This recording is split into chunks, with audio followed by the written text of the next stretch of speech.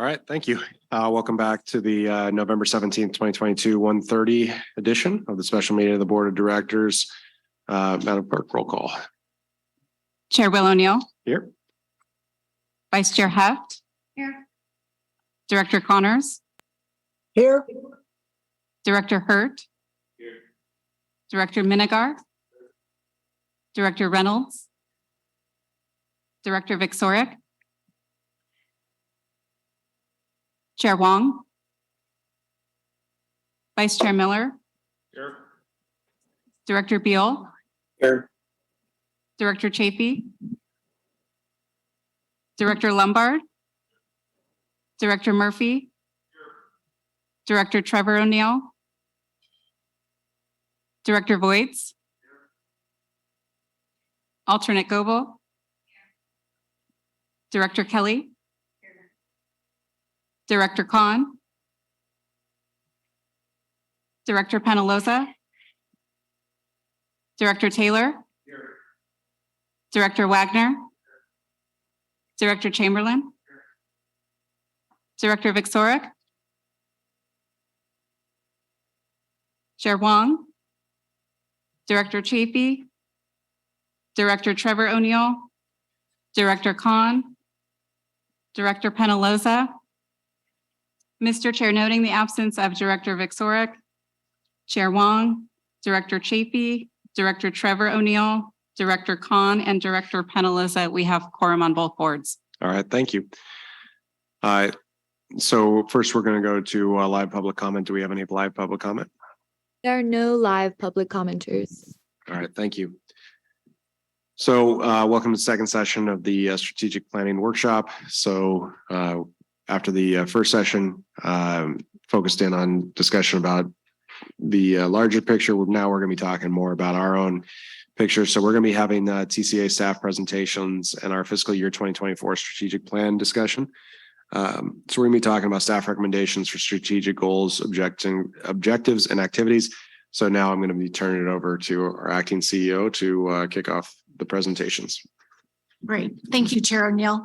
As Chair O'Neill mentioned, the next session you'll hear from the various department leads who will present updates on their pertinent focus areas.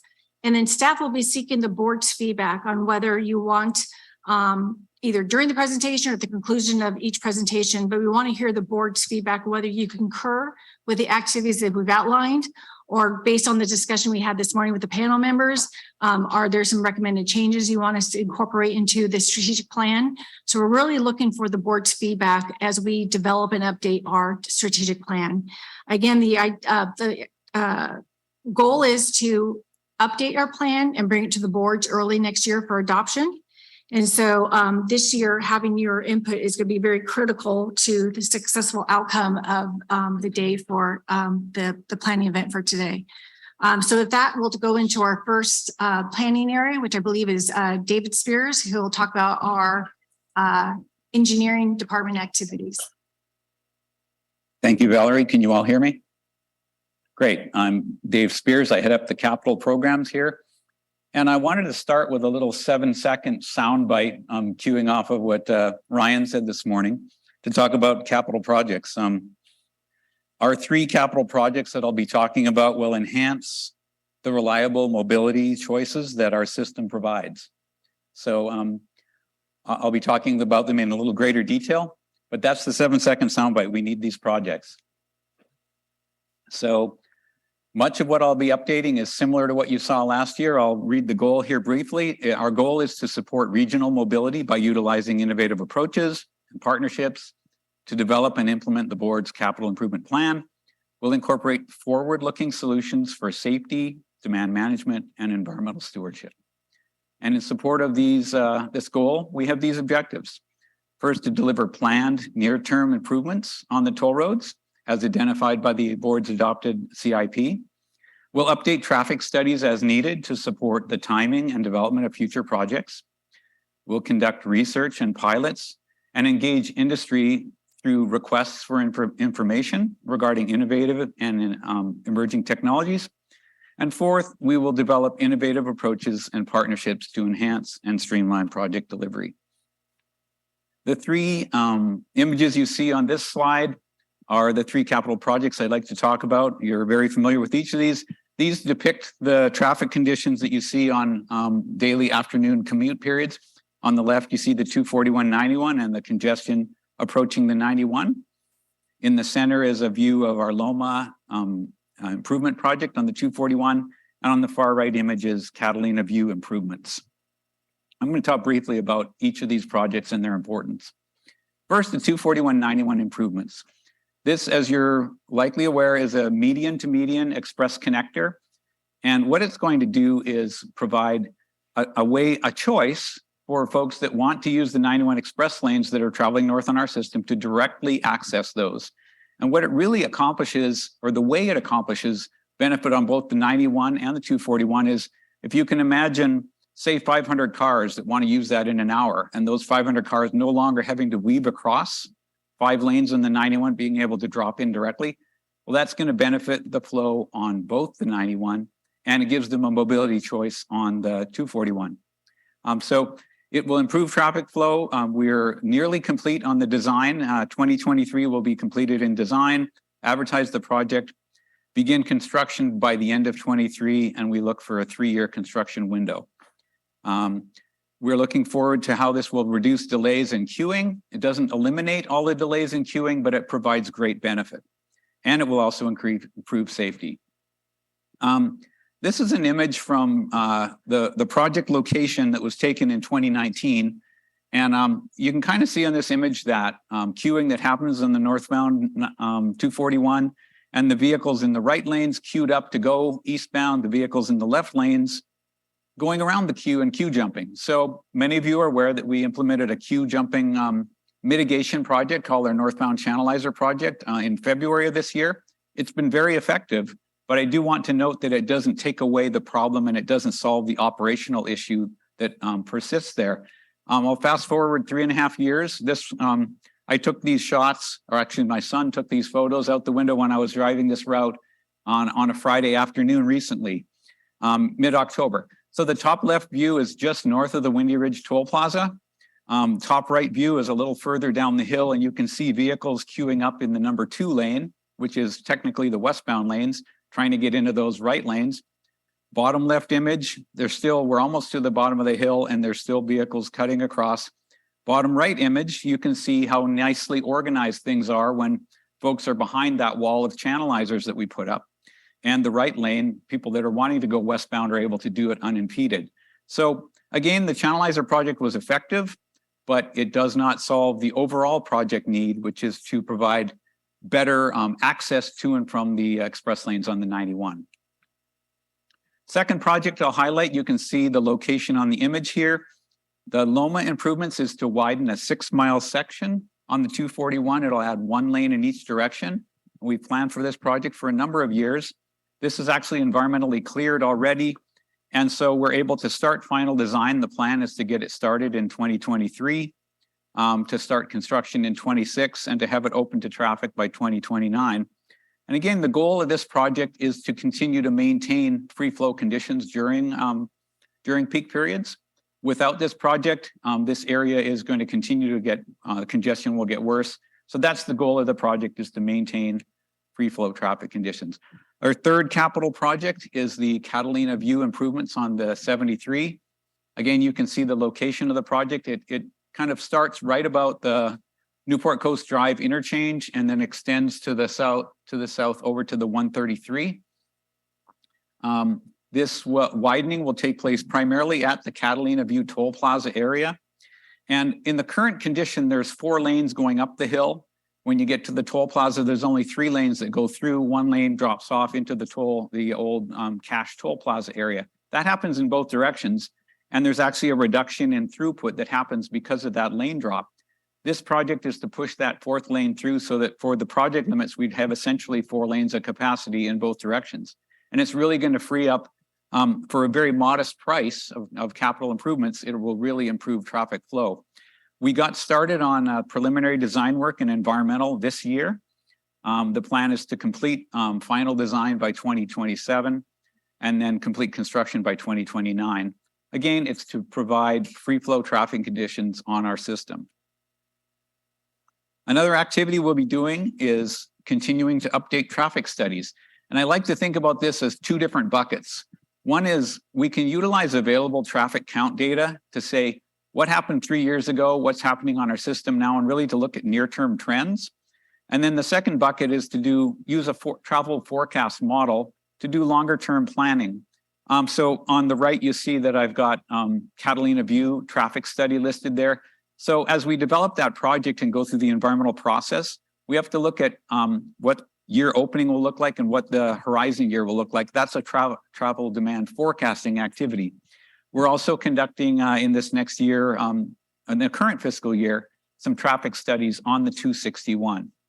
Again, that's in support of one of the projects listed in our CIP, which is a feasibility level study to identify long-term needs on the 261. This is similar data that you saw earlier on a slide this morning. It comes from the Center for Demographic Research, and it shows the changes in population, employment, and housing through 2050.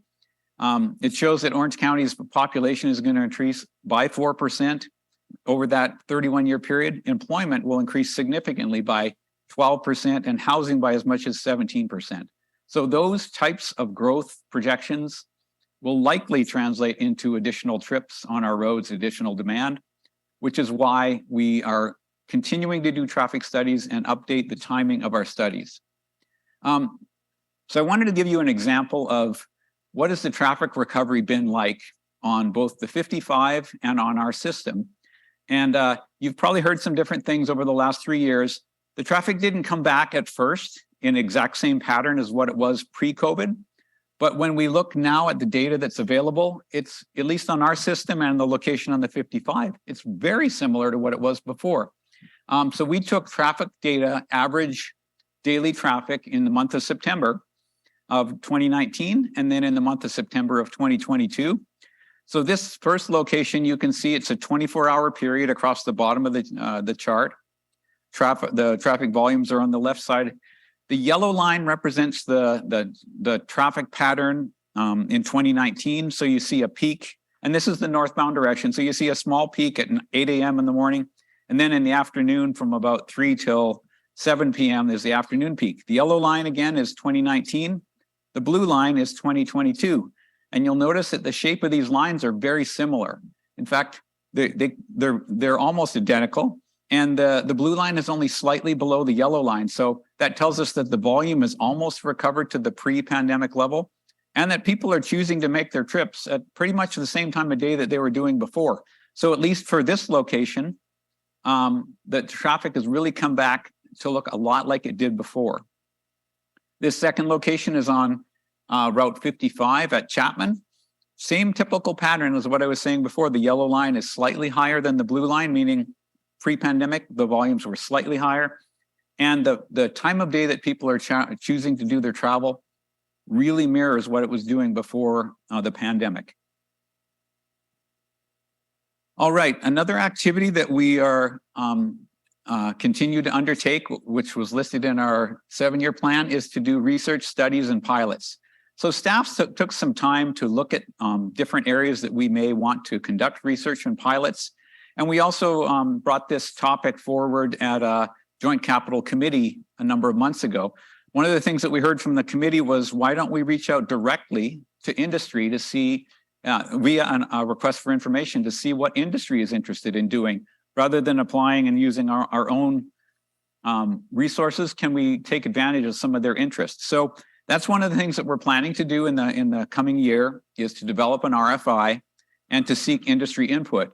And as we've looked at the different options, we really do believe there's an opportunity at the toll plazas. So that's an area that we're going to develop an RFI around and see what sort of interest we get from potential for toll plaza reuse. We're also looking at what are our peer agencies doing in terms of preparing for emerging technology. So I know that LA Metro has some programs that they're doing to try and gauge interest and look for ways to employ new technology, as well as Sandag. So rather than reinventing the wheel, we're trying to piggyback and see what they're doing at those agencies. And we're also looking to partner with educational institutions. Currently, we've got an informal relationship with a faculty member and 4 graduate students at UCI. They're actually taking a look at our toll plaza idea, and they're coming up with some of their own ideas as one of their graduate projects. So we're looking forward to seeing what they come up with and are able to share. As I mentioned, this is a little visual simulation of a potential toll plaza reuse. We don't know what the universe of ideas will be. There's this talk of using charging stations, autonomous vehicle layovers, kiosk style services, but we really want to look to this process of reaching out to industry to see what they have to say, whether this idea makes sense or not, and what it might look like going forward. Innovative contracting models. I think our agency can take a lot of pride in how we delivered our original roads. When we're talking about innovative contracting models, we delivered our roads with what was called a design build delivery model, where you kind of overlap the construction phase and the design phase and achieve some efficiencies of scale and some schedule advantages. So that's one of 4 different models that are listed here. The others are construction management general contractor. It's another way of getting a builder involved early in your process. And up at LA Metro, they've been using this model recently with some good results. There's also something called progressive design build, which is very similar to traditional design build, but has some intermediate checkpoints. And then there's the traditional sequential process of design, bid, and build. And that's how we delivered the Oso Bridge project. We've recently did a workshop to look at the Loma segment project to say which of these models would work best there.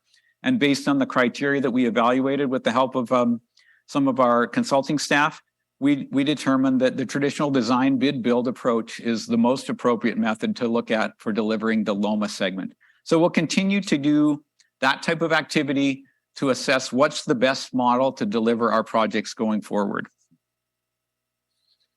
So everything we do on our roads, Caltrans is a key partner, the #1 partner really. And so as we look to delivering the 24191 construction phase, you're aware that Caltrans will be administering the construction phase on that contract and utilizing their expertise. We're looking for ways to structure our relationship specific to that project that provides for seamless communication during the construction phase. There's a lot of big decisions that get made during construction about change orders and timely resolution of issues. So we're looking for ways to have a very smooth, seamless coordination with Caltrans during the delivery of that project. And then we're also looking at ways that we can enhance coordination with Caltrans. Ryan and I have talked in the past about what they do in Sandag and in San Diego, and there's certain elements there that may lend themselves to our situation as well. So the bottom line is we're trying to always look for ways to enhance and streamline the way we deliver projects and the way we partner with Caltrans. That's this slide is a summary of the items that I've just mentioned. And with that, I'll stop talking and I'll look forward to answering any questions that you have.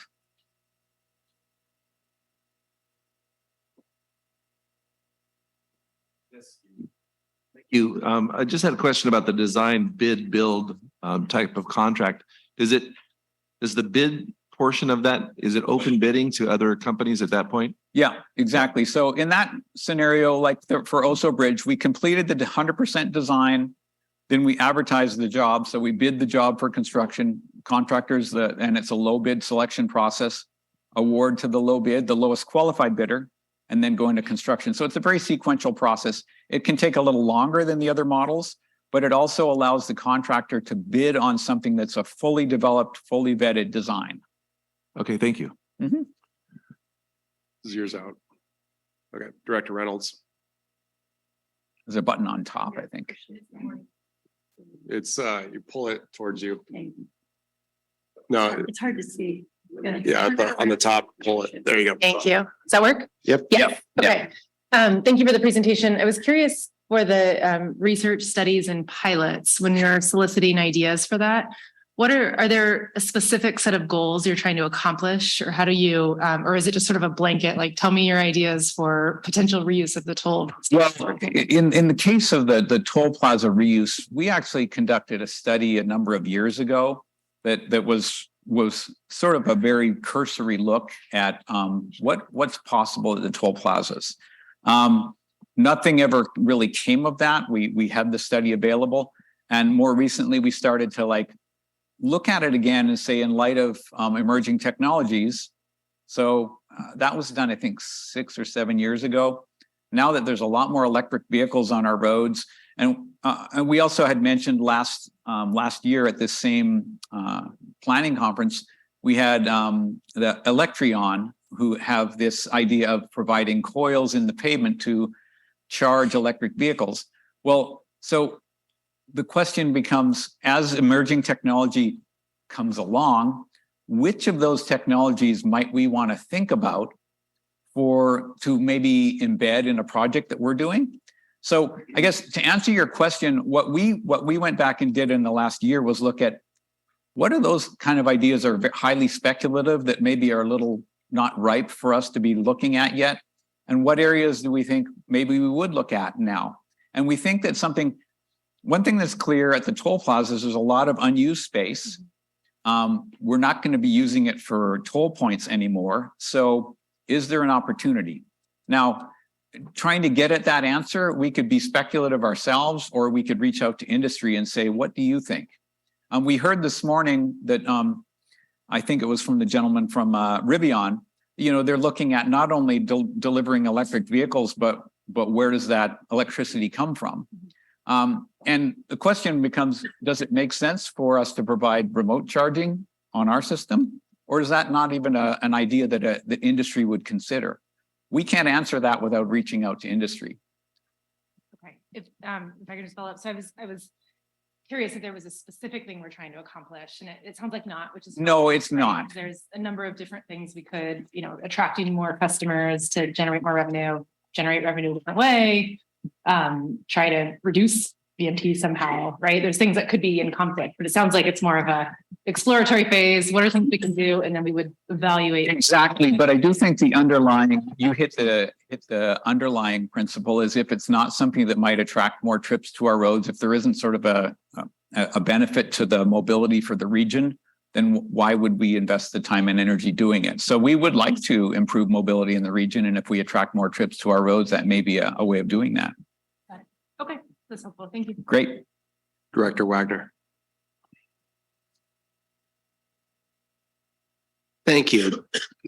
Don't know whether this actually is appropriate for you, Dave, and the capital project delivery, but it occurred to me when I saw the graph that shows use has pretty much returned, not just returned to pre-pandemic levels, but the same times of day. Everything is back to what we call normal. As we think about that in terms of managing demand, is there any effort that's being made to work with some of our cities to change that demand model?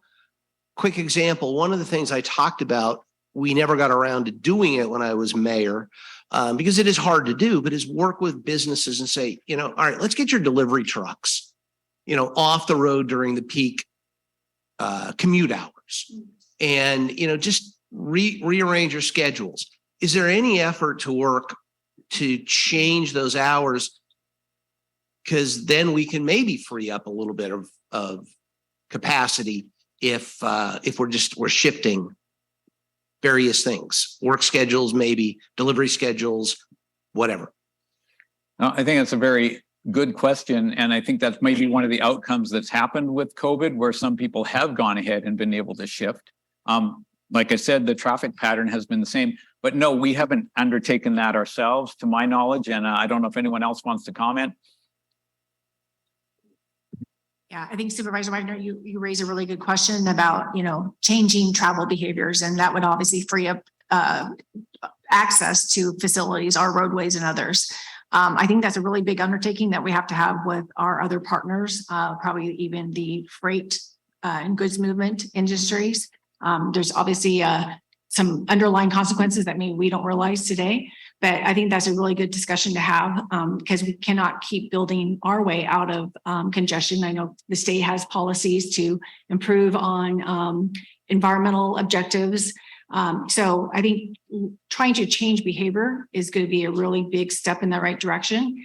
And, based on the discussion today from the board, staff is happy to engage in kind of those broader topics, but to date, we've not had those type of discussions. Thank you. I'm at the mic today. So short answer, Director Wagner, is there are programs that are trying to work with businesses to adjust schedules or to have employees for larger business entities to commute to work outside of a single occupancy vehicle. So the Air Quality Management District has a program where businesses over a certain number of employees have to report on it. If they don't meet a certain percentage of different modes, the companies have to pay a fee to move forward and continue to do business that way. As far as mitigation strategies go, we are looking at projects that are adding capacity, inducing VMT, and thinking about what are ways to mitigate that. Some of the options are to incentivize telework programs for businesses. Others are to have discounted transit passes for employees. We haven't really explored, at least the department hasn't, my knowledge, explored incentivizing different type of hours for people that are forced to be at work at a certain time and don't have a choice to work from home. But you bring up a good point. That may be something that we all collectively should be thinking about as we're talking about maximizing the system we have. So it's being done, but I don't think to the extent that it could be to maximize what we have. And do we have any idea where it's being done, how it's working? So I don't have No. AQMD's information for it. I can try and dig it up and get back to you. Or certainly we can do that. Vice Chair Heft.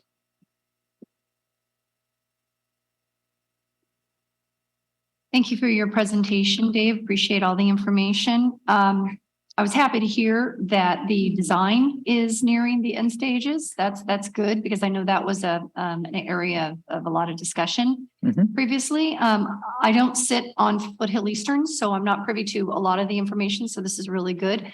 Where are things on the financing? And I know that there's three different major groups involved, us, Okta, and RTC. And I wanted to get a little bit more information about, have we worked that out? Have we agreed on that? Where does everyone stand? Is that something we can talk about or is that taboo? Valerie, do you want to respond or? Yeah, the project is still advancing. We're working with our partner agencies. Obviously, Caltrans is a major partner of the agencies, RCTC and OCTA. We're in the process of developing a master agreement that lays out kind of the roles, responsibilities. TCA is prepared through our CFO to fully fund the project. However, our partner agencies are looking at possibly bringing in some financial some dollars into the project as well. So they have not identified those funds. They're still looking to see what is available to them. But we are working through the master agreement and hopefully are planning to bring that to our boards and also their boards probably earlier next year. But there's some questions that we're working through with our partner agencies on the project, making sure that they're concerned that they don't want the 91 express lanes impacted. And so TCA's put a lot of effort into the project's design to ensure that our project, the traffic comes off the 241 does not impact the express lanes, but it's making sure that our partners are comfortable with the designs that we're advancing and kind of reaching the final stages of the agreement. All right, thank you for that. And what's the timeline now that we're looking at for, we're in the design stages. What are we looking at in terms of when it will actually be completed? So we anticipate being in construction around the end of 23. So the end of next year, we would start construction and it's approximately a 3-year window to construct. So end of 26 is the timing we're looking at to be completed. That sounds like you've made some progress since the last time I was hearing details about this. That's really good to hear. Yeah. Director Minigar. Thank you very much, Mr. Chair. Well, Dave, thank you for your great presentation. I'm just curious, one of your bullet items on your presentation was in reference to enhancing coordination with Caltrans, and the role model happens to be Caltrans District 11 with San Diego Association of Governments. Again, I'm curious that what we're not doing right now with Caltrans District 12, that we want to look into what District 11 is doing and Sandag. Yeah, so they have a very unique model there where Caltrans does a certain amount of the design work directly for Sandag. And it's a little bit different blend, but some of the way that they've developed corridor managers that report to both boards, that's another feature that they have in that model. That's something that's been developed over, I'd probably say, the last 30 years. And so it's a little different than how a lot of the other districts and local MPOs operate. And so that's a whole program. But what we're trying to do is understand, well, I would describe it this way. They have this really strong partnership between staff that are managing the corridors. Some of the staff are Sandag employees and some of the staff are Caltrans employees, but they have the same title, corridor manager. So there's an I-5 corridor manager, and they've been developing that mega project of doing improvements on the 5. They have Alan Kossep is their corridor manager for that, and he happens to be a Caltrans employee. He provides reports directly to the Sandag board and to Caltrans. So it's sort of looking at what they've done. That's a whole program. It's a little different than what we have in Orange County, but we're looking for elements. What are things that we can learn from how they've done that and maybe borrow and use in Orange County?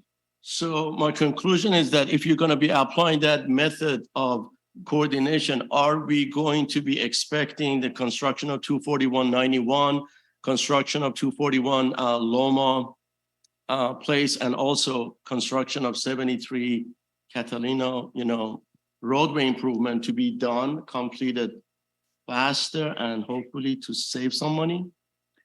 I don't think we're shifting how we deliver those projects, but the idea is we're trying to look at is there anything we could be doing better or differently in terms of how we collaborate? Ryan, did you want to chime in?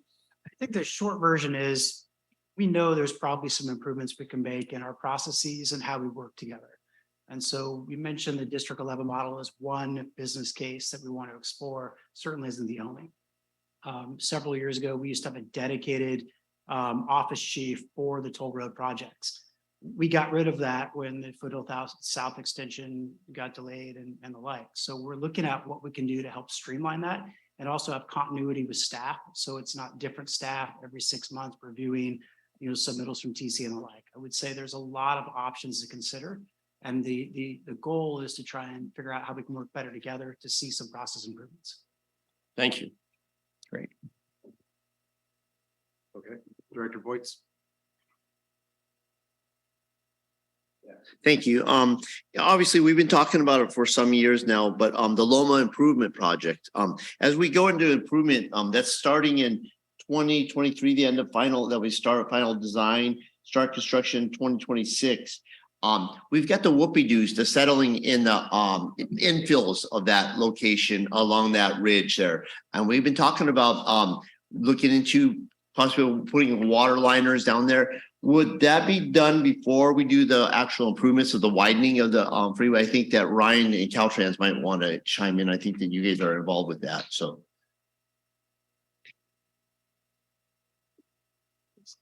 I think maybe I should have stood up there with you.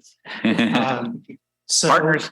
You're going to have to bear with me because the project limits for the TCA project, I'm not completely sure exactly overlap with all of the areas where we have plans to put some very large innovative drainage systems in. We already have the projects out there in construction now that's doing some of those sections and also filling in some of those gaps where the heaving is happening.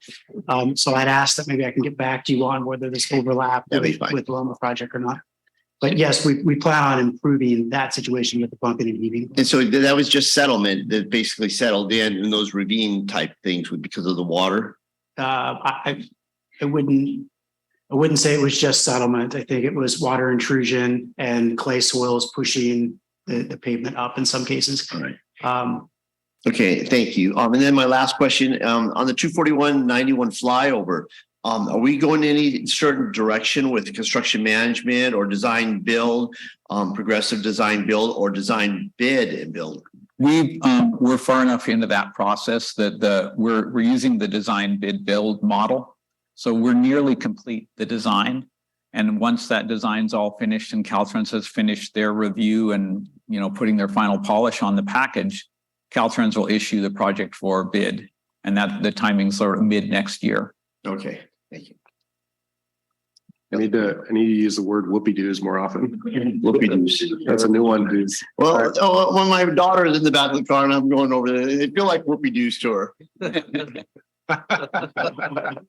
Okay, I understand now. All right, Director Goebel, can you follow that?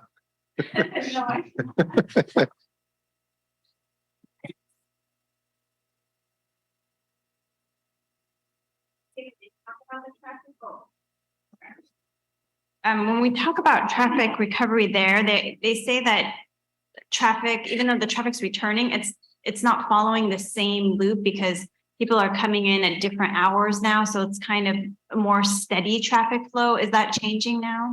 Well, I would say that was what was the case perhaps a year ago.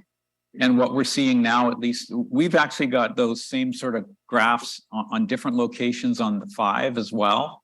So, on the 405. So there's a couple other locations where we're seeing a similar pattern. So I think that over time, it's come back closer to normal.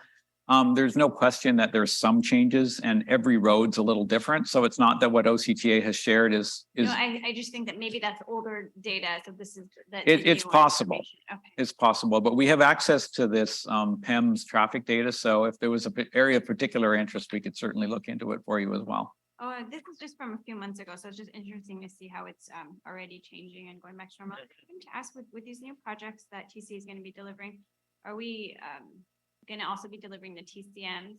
Because I know we had those issue with TCMs last year, but the delivery of that.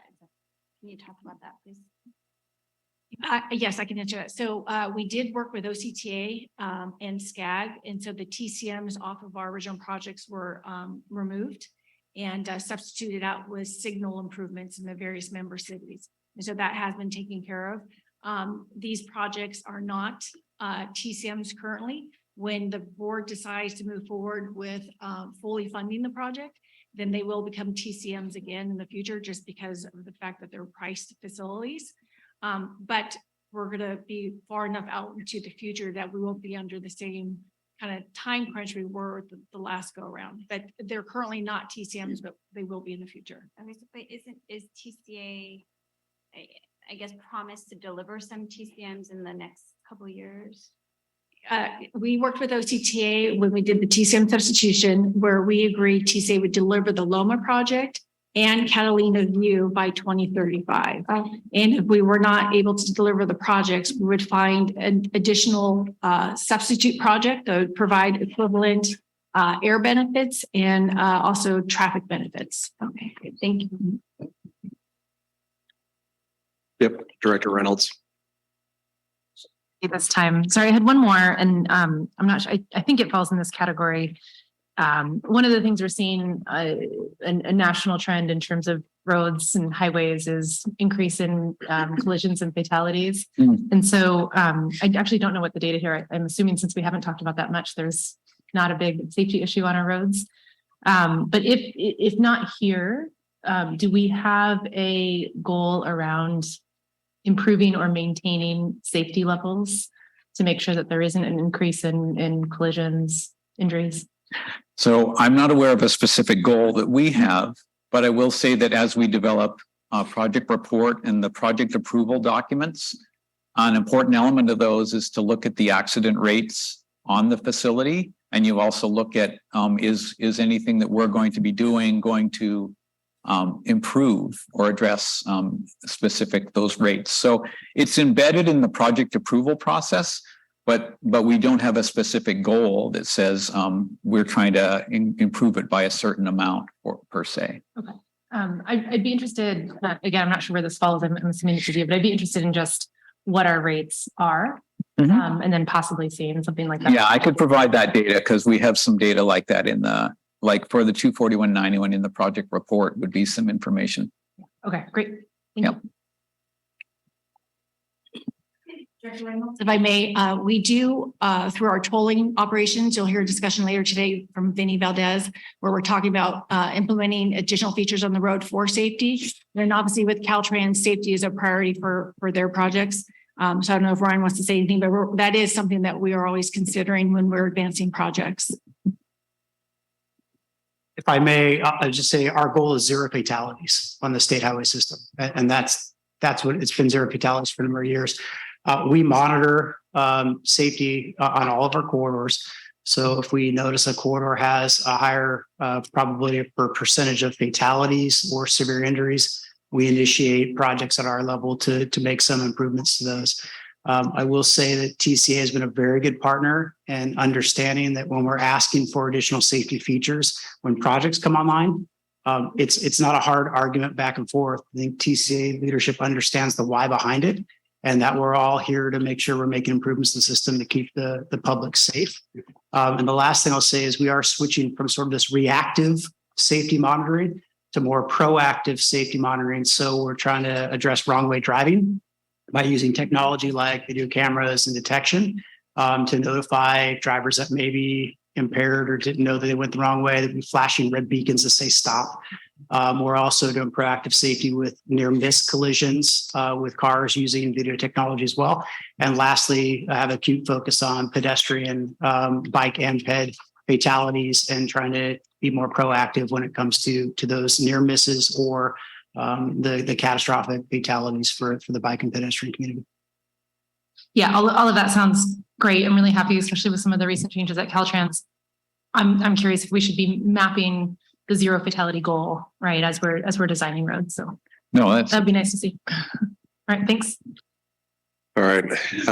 With some follow-ups, it looks like we're on track with the policy goals that we had set last year. So appreciate the update. Let's go ahead and move on to environmental stewardship. thanks. There's Cool, thank you. Good afternoon, directors. Really nice to see everybody in person today. It's different. I'm Doug Fermenga, your environmental planning manager. I'm happy to give you an update of the strategic plan update for the environmental planning department. As you are aware, our department oversees a robust environmental program that balances the construction and operation of our roadways with the preservation of habitat and wildlife. We are required through federal state permits to manage and annually report on the status of our mitigation sites. Each site is different in terms of what they offer for, the mitigation resources, and they're also different in terms of the management commitments that are required. Our environmental stewardship goal, as it's laid in the strategic plan, is to continue the legacy of environmental stewardship and innovative leadership to protect and support Orange County's natural environment for future generations. This reflects our experiences over the last 30 years, 3 decades. That's quite a long time. I was trying to figure out last night how long that is. And I figured since our incorporation, we've seen 7 presidents come in and out of the State House. That's quite a resume. We've had some challenges, clearly. Wildfires, extended droughts, flash floods. The Santa Ana winds that we're dealing with right now can wreak havoc on our mitigation sites. In spite of these challenges, some of them can be catastrophic. We've had some good stories. We've had tons of successes, and we've had many firsts to talk about. We were the first agency to successfully convert a closed landfill into a thriving mitigation site, our Coyote Canyon landfill in Newport Beach.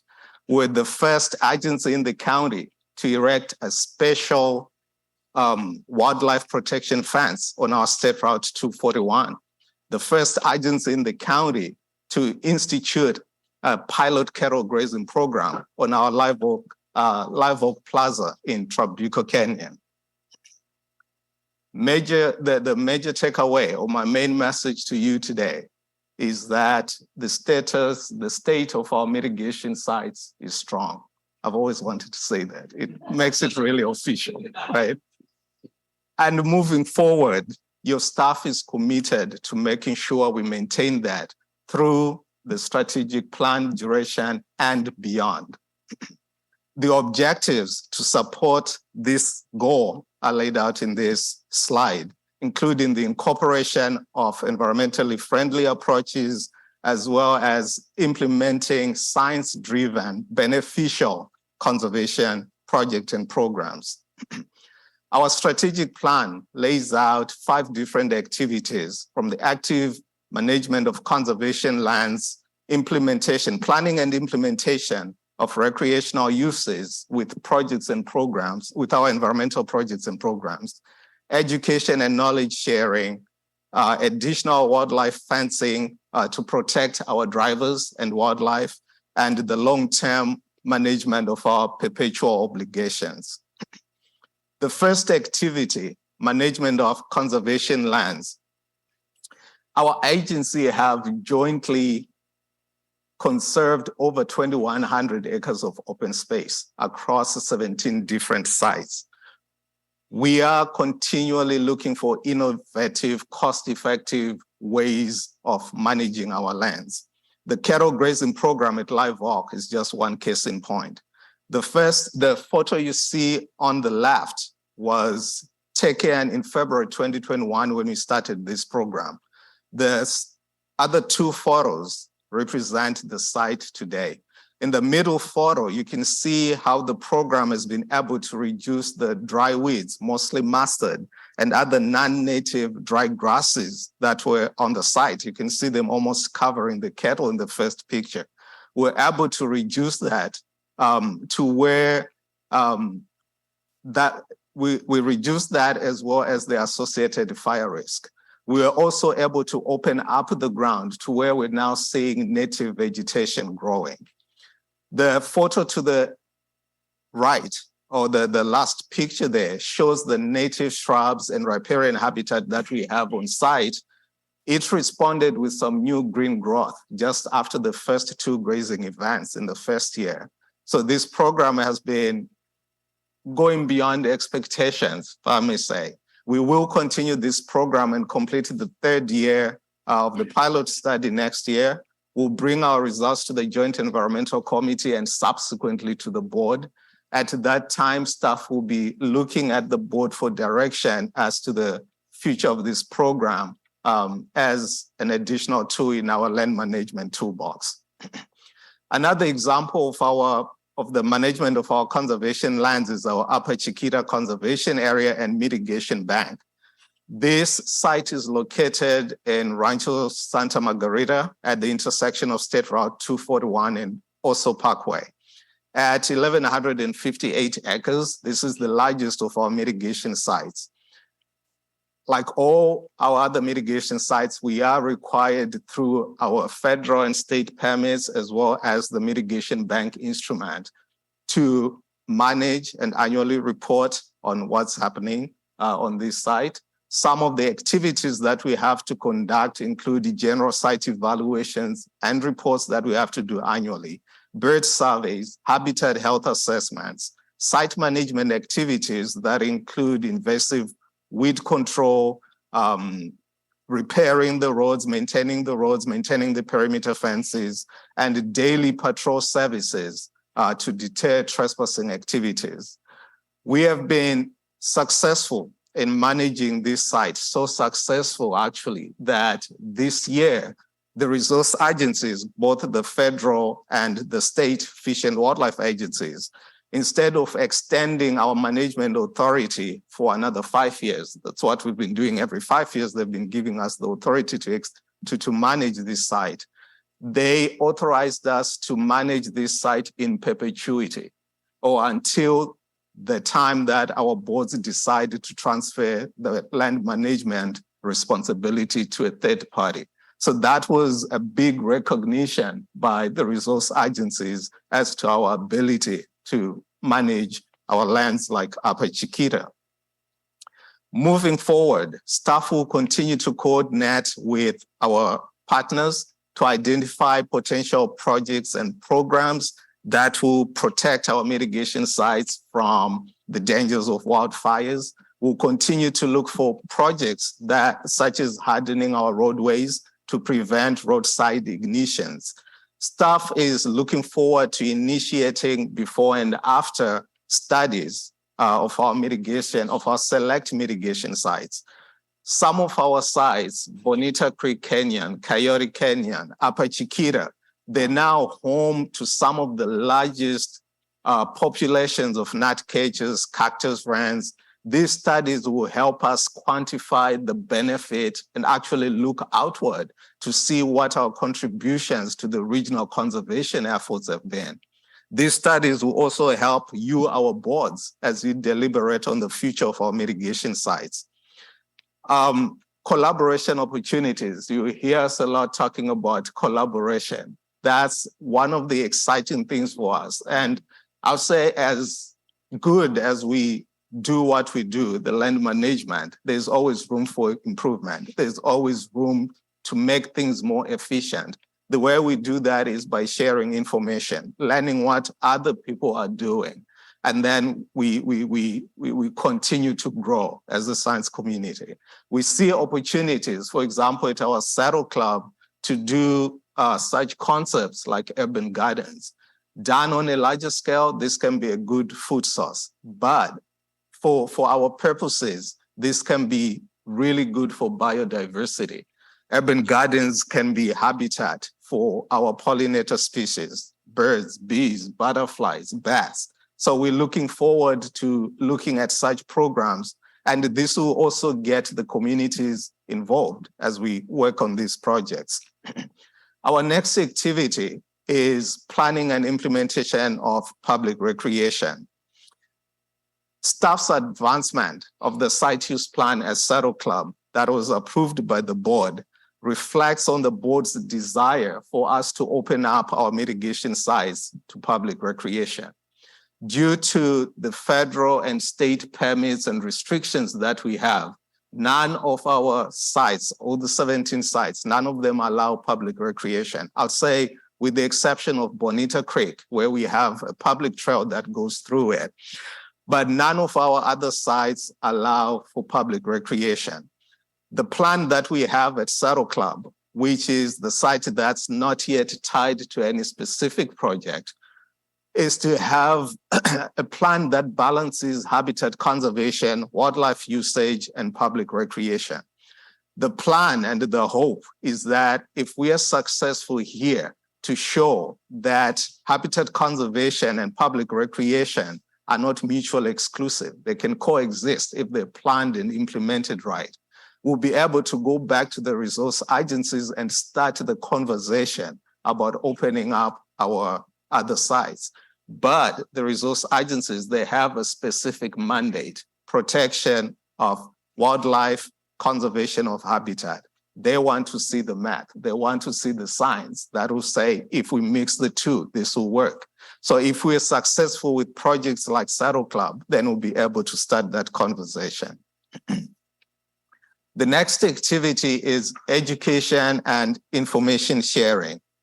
In coordination with our communications department, our environmental department offers public educational programs, such as the Fossils in Your Backyard and spring tours that you see here. Laurie is going to talk about these when she talks about the communications update. I will mention here that when our roads were being constructed, scientists uncovered more than 20,000 fossils in the form of marmots, saber-toothed lions, various dinosaurs. A lot of activities was going on. This was the largest ever recorded catalog in Orange County when we did this.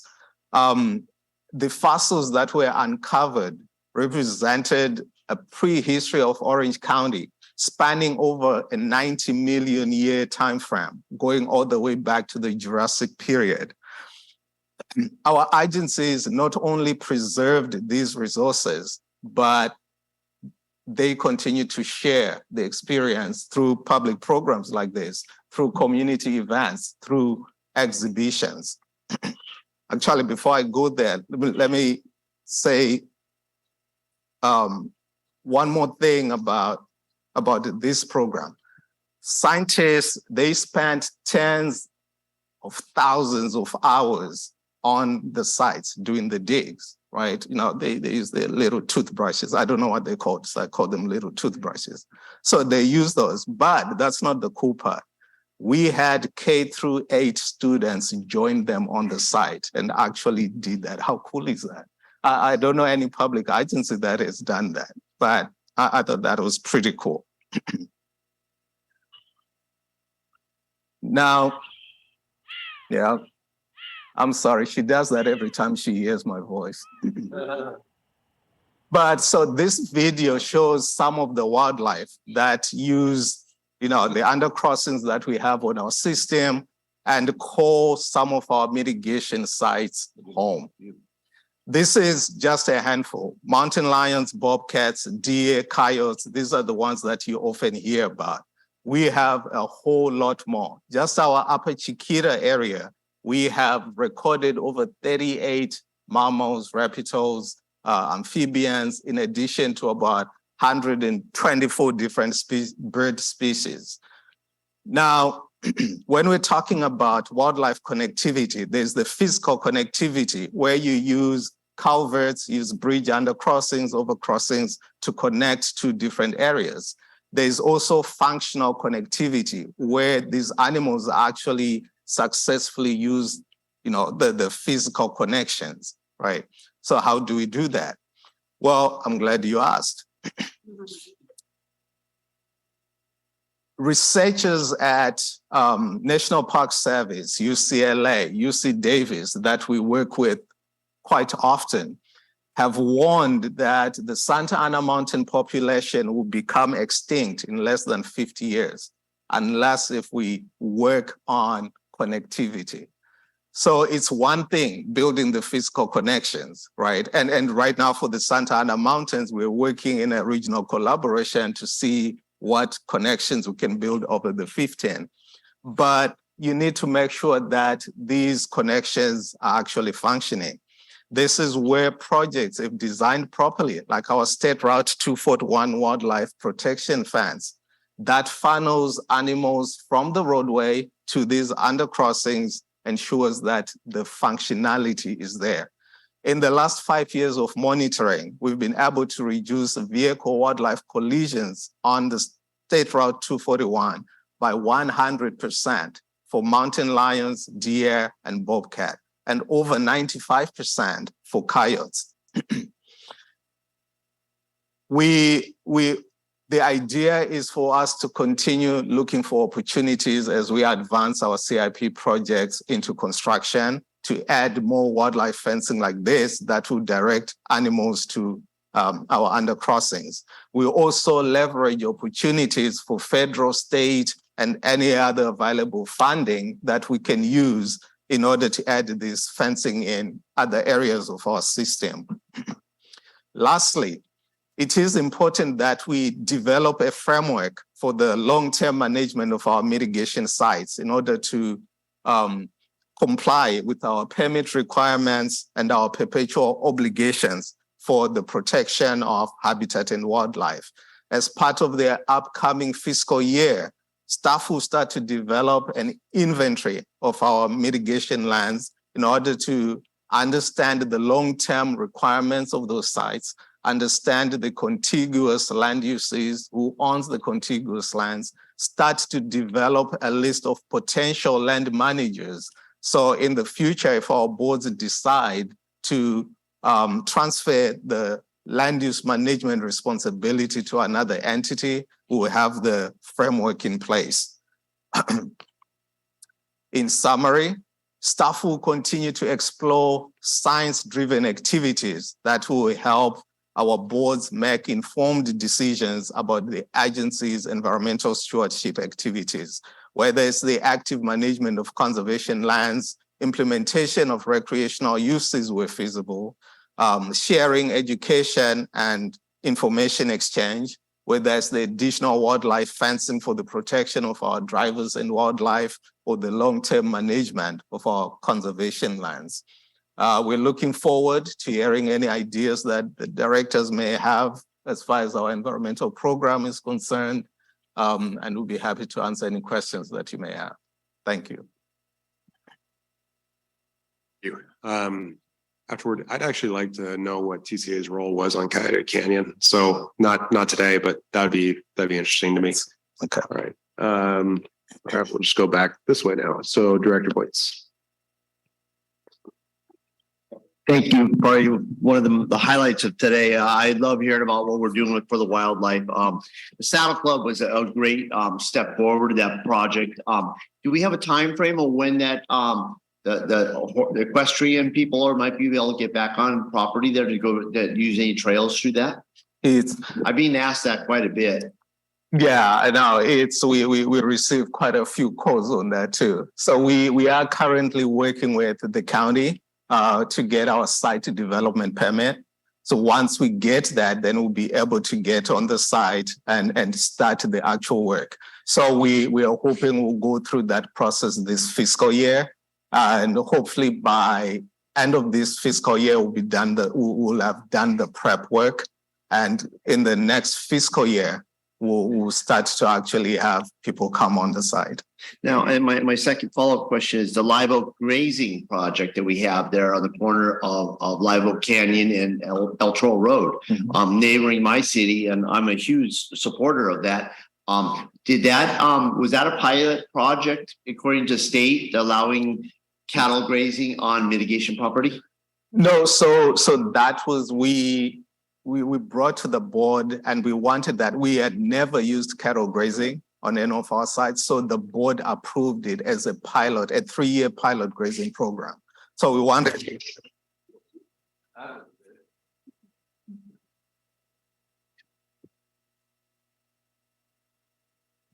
So we wanted to see if that would work and how that would fit in our management toolbox. So the board approved that as the 3-year pilot grazing program. We just finished the first 2 years. We'll complete the 3rd year this coming year, and then we'll bring it back to the board. We'll come to the JEC, Joint Environmental Committee, give our results, recommendations, and then the board would decide whether you want to continue that program as a tool in our management toolbox or what the future of that program will be. And my last question is, as we go up the whoopie-doos up on Loma Ridge, we have the jump points for wildlife to get onto and back off the 241 if they happen to get on it.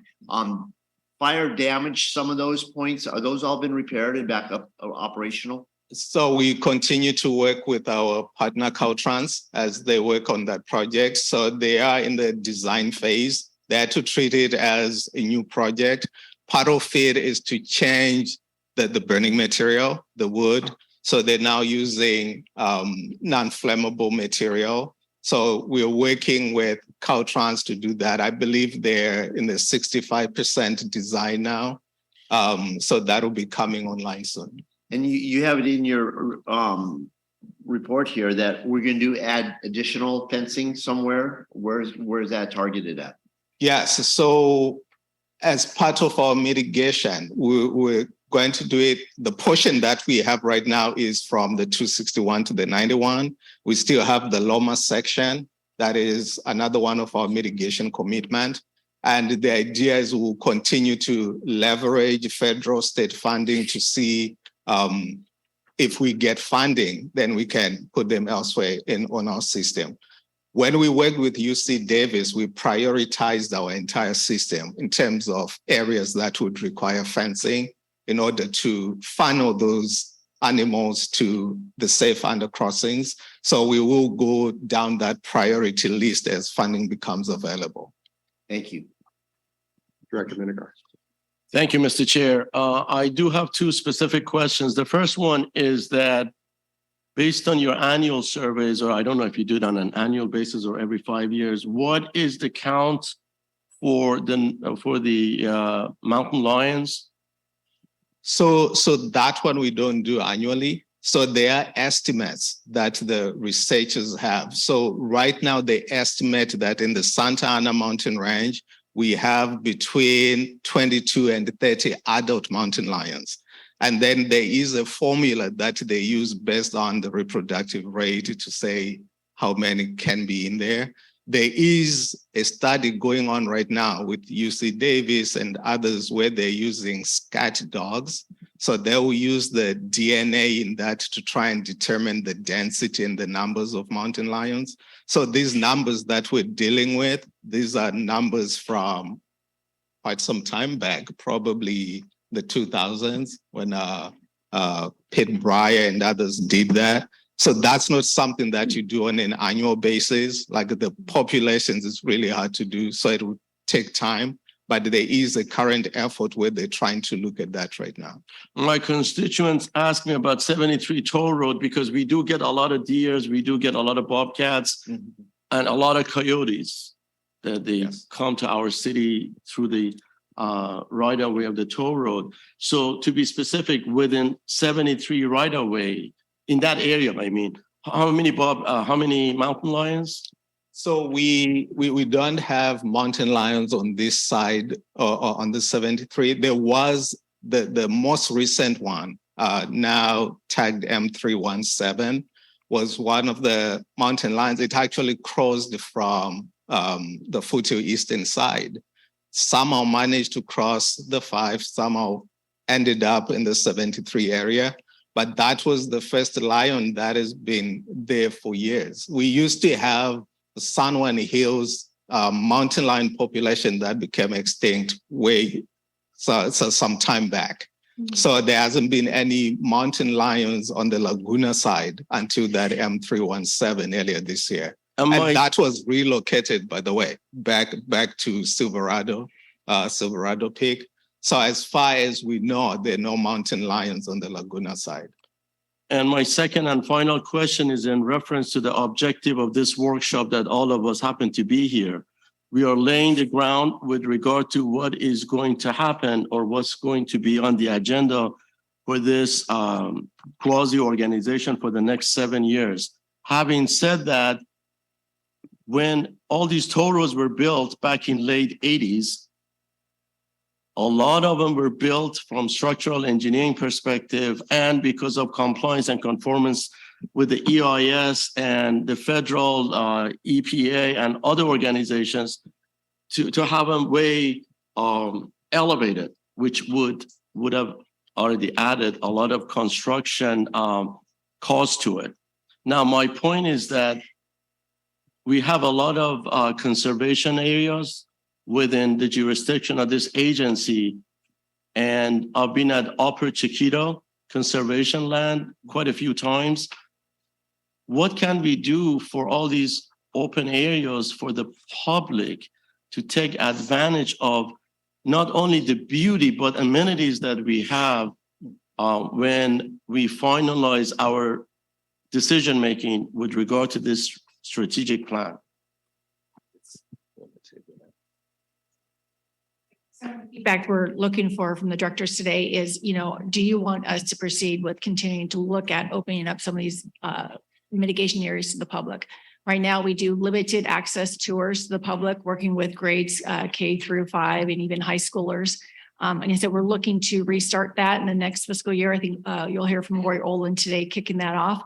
But again, as Doug highlighted with our Saddle Club project, really looking to show that as an example where they can coexist and then work with the regulatory agencies to make adjustments to our permits to allow those areas to be open. But that'll be discussion that we have to have with obviously with the boards and the resource agencies. But short term is we're going to be able to do guided tours and hikes to open up those areas to start letting people see those areas. Thank you. Director Lombard, then Director Reynolds.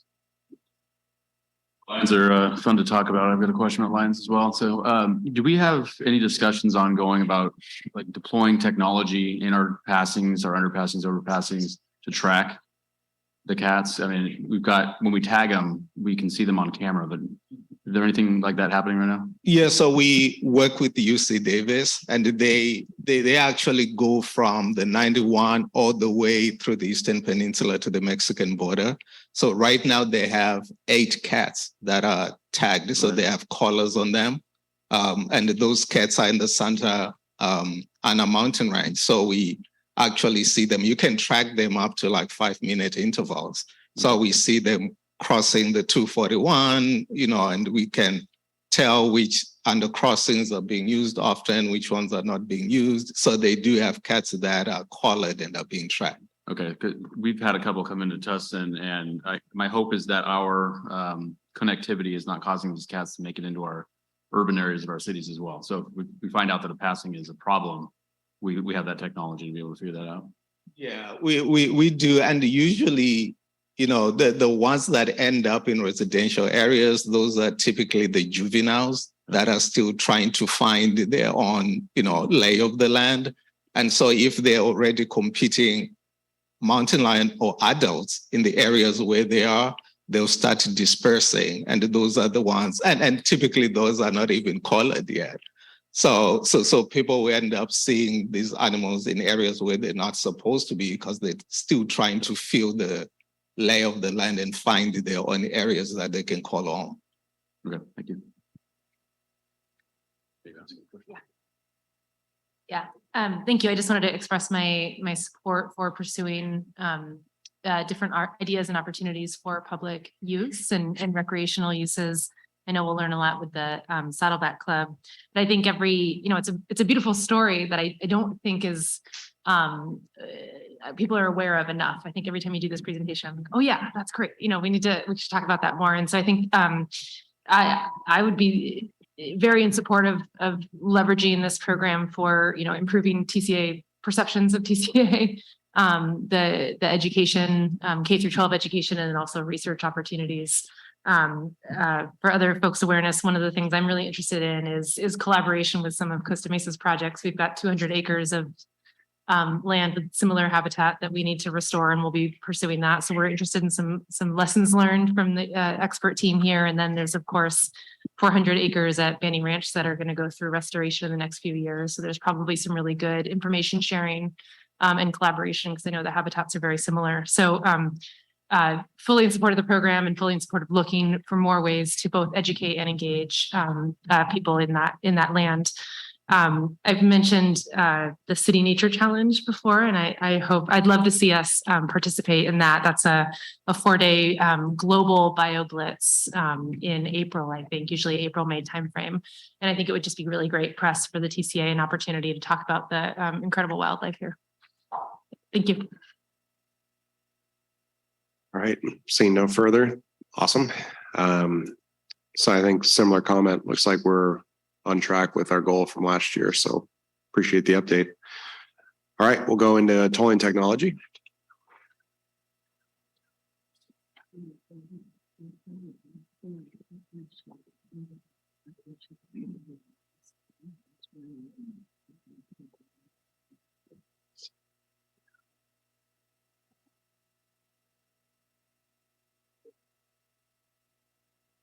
All right, well, I get to come up behind Doug and his furry friends. No small feat there, but we'll give it a go. Thank you. All right, so good afternoon, honorable directors. Vinny Valdez, Chief Toll Operations Officer, and I'll be providing you an update on tolling technology.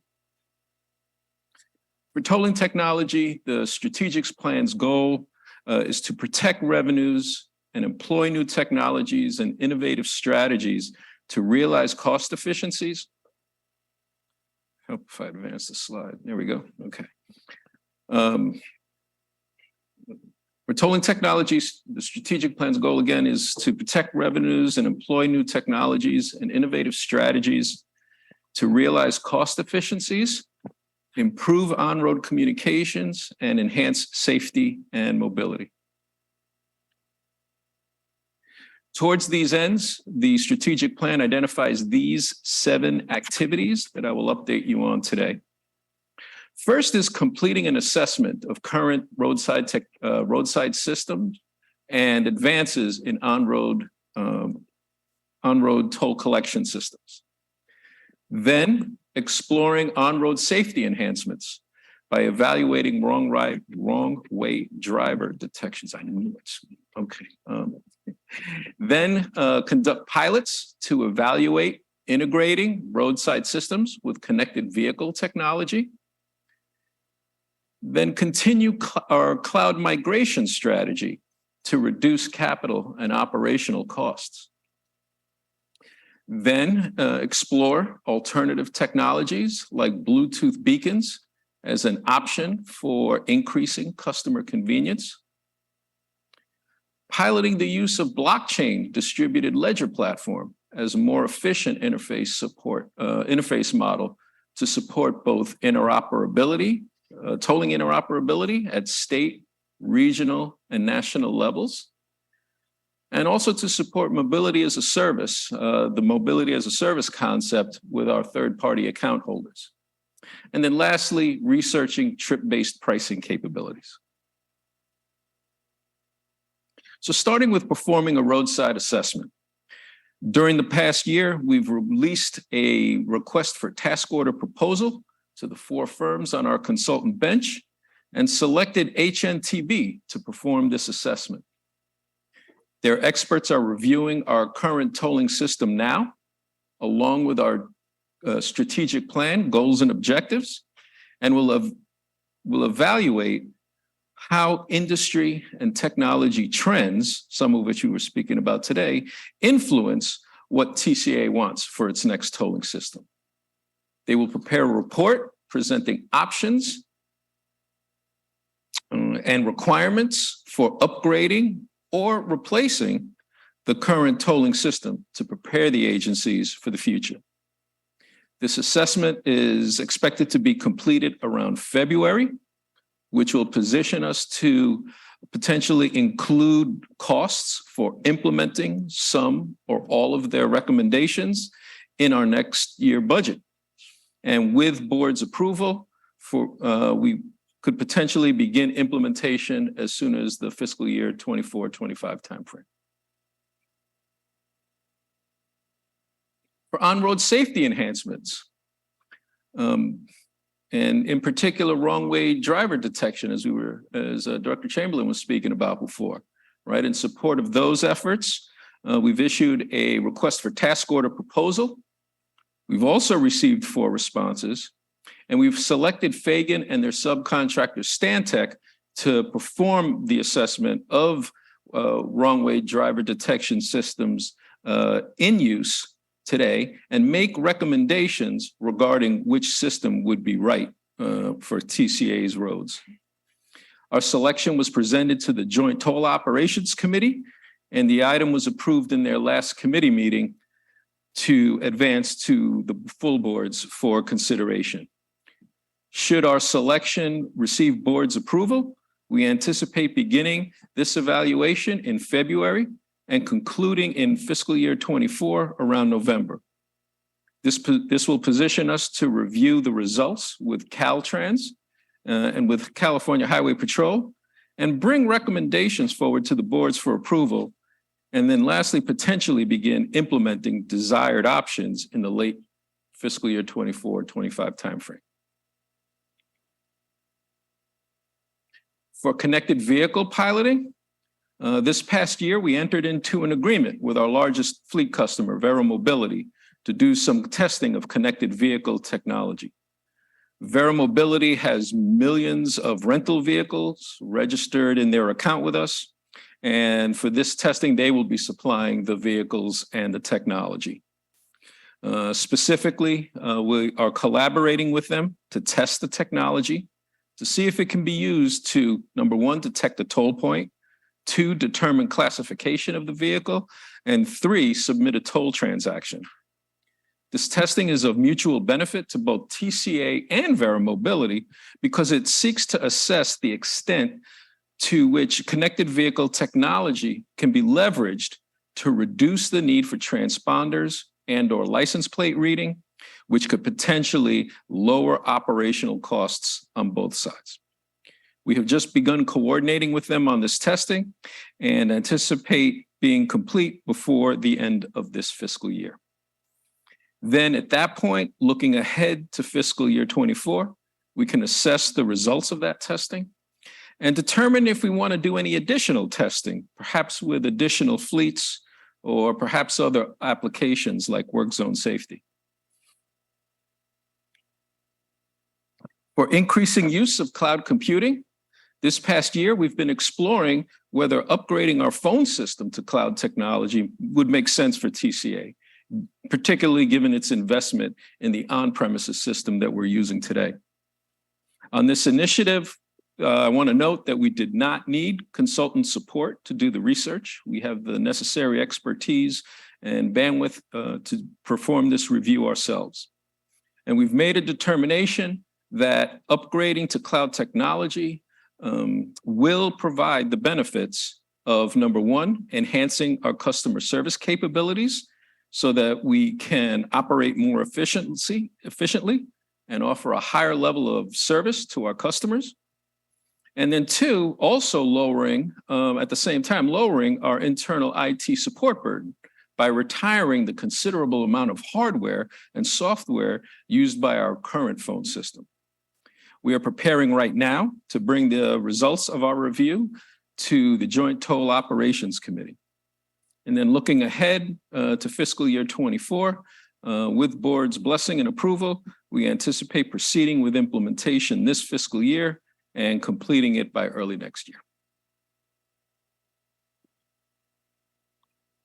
With regard to exploring Bluetooth beacons, we plan to explore the idea of using Bluetooth technology to enhance the pay toll process, making it even easier for a mobile app user to pay a toll. Specifically, the question we want to answer is whether it's feasible to place Bluetooth beacons at our toll points and then use them to send messages to the mobile app, which is running on a non-account holder's device, so that a payment can be made more conveniently than the current method of logging on to our website. Towards this end, we've issued a request for task order to our bench for some help in evaluating the technology and making a preliminary assessment of whether this idea is feasible on our roads. And if so, we want them to recommend a pilot testing strategy. Sorry, Vinny, I'm trying to understand. Sure. How many people would have our app not signed into the app, but then using a Bluetooth transponder to pay through the app? So the idea is we would have a primarily a non-account holder, right, who has our app on their device. How many of those people exist? And I'm actually legitimately trying to understand this because I want to understand our users. So there would be someone who would download our app, but not create an account through the app and not be why wouldn't they be a user? Like why would someone have the app on their phone but not have an account? They might be a visitor from out of town, renting a vehicle, maybe, right? And today, if that renter rides on our roads, once they're done, they log on to our website and pay within 5 days, or they pay through their rental agency. So, but for this to make sense, the person would have had to have downloaded the app coming onto the toll roads, but not have logged in and created an account. Correct. As much like they do for other apps that are out there today that facilitate making a payment. Okay. Right. So instead of making that payment through a third-party provider, they'd make it directly to us. Yes. Yeah, I would make sure that this is not a terribly expensive pilot project, but fair enough. Okay. Yeah. And then the concept is, yes, that user would pass the toll point. They'd have a pop-up message on their window saying, hey, you just passed the toll point. Do you want to pay this now? Okay. Sure. Will ask, how many people do you anticipate would have this? So, I mean, today there's no reason to have it today. If you're a non-account holder, right? We're creating a reason. But if you're going to create the reason, you should have a number in mind about how many people you think would actually take advantage of this. So if it's, I guess it saves a little time, but it doesn't really change if I'm gonna go log on to the website and pay it. Mhm. Or I'm gonna download an app to my phone Sure, for a short trip. sure. I think Will was asking, how many people do you anticipate would actually do something like this?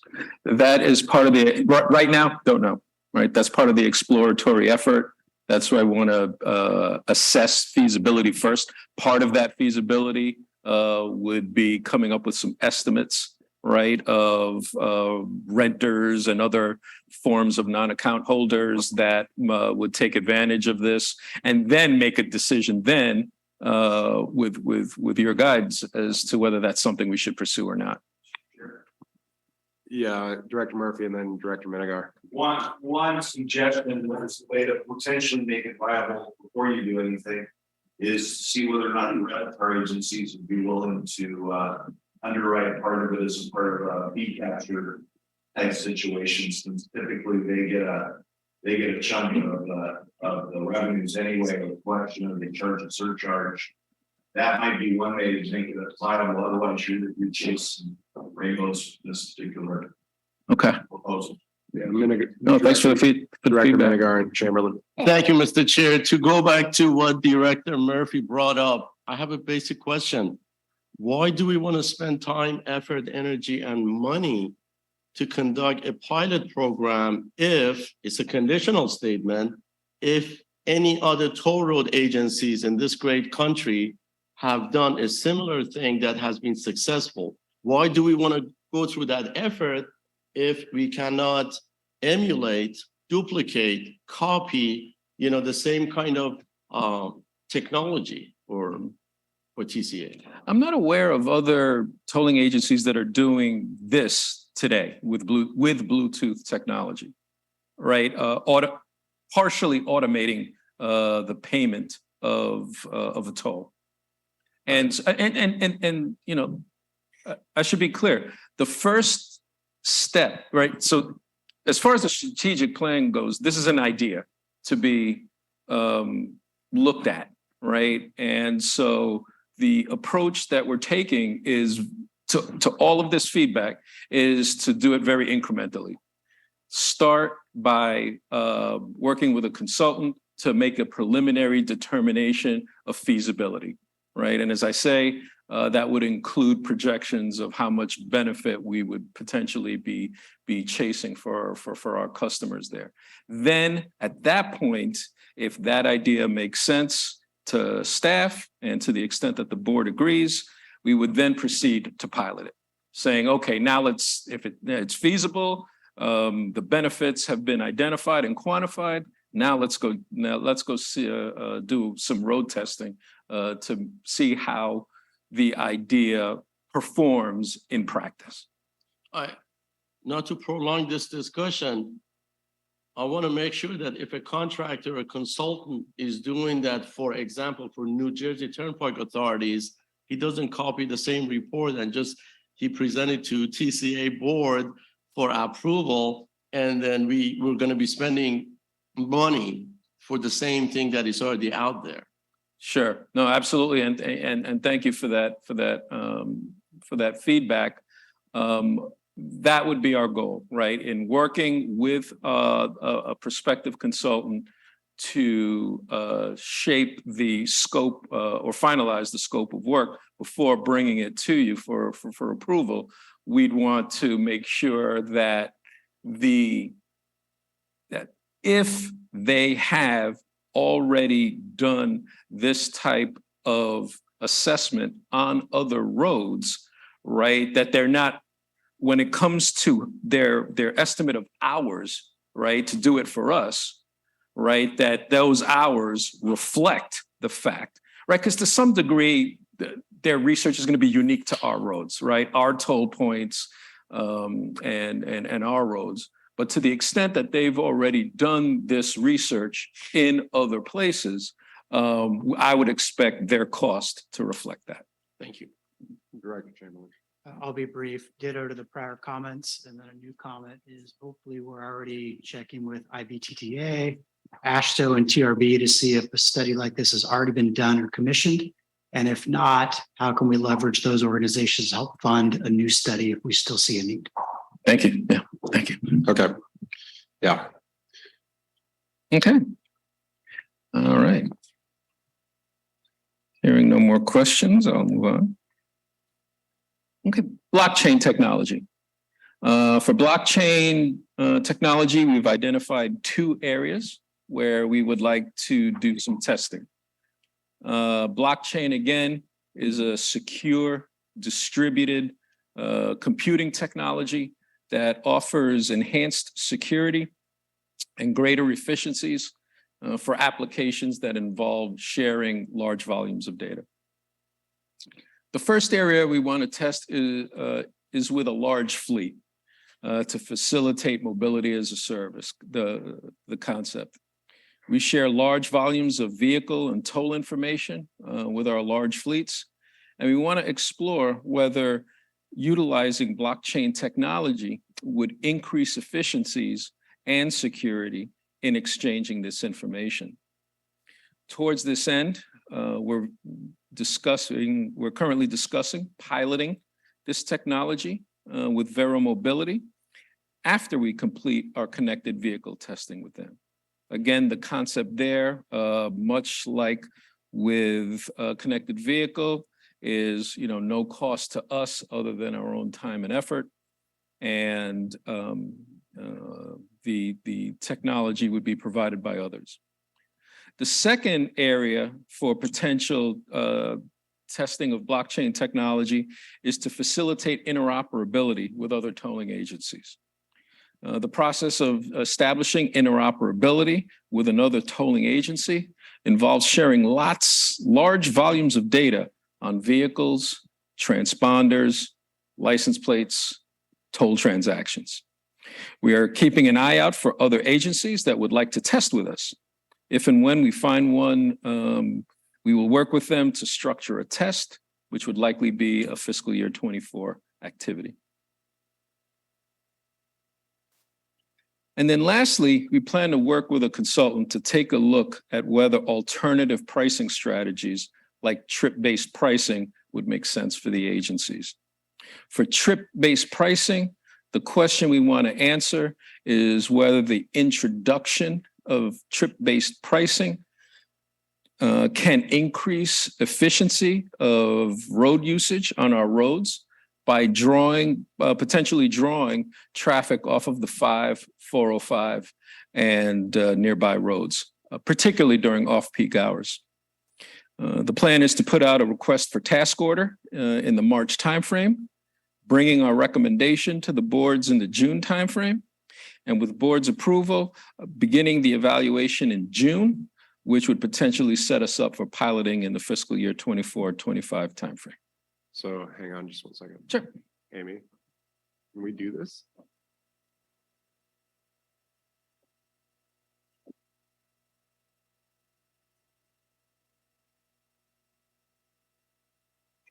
So this is something that we have to be very careful about.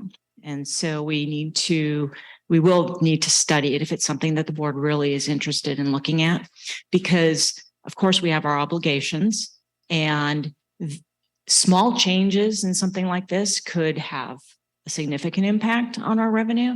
And so we will want to be very thoughtful about it as we look to make improvements. So I think there are things that are worth studying. We've heard over the years from the board, there have been questions about being able to do things differently, but I do think it's something that we should be very thoughtful about and make sure that we take our time with.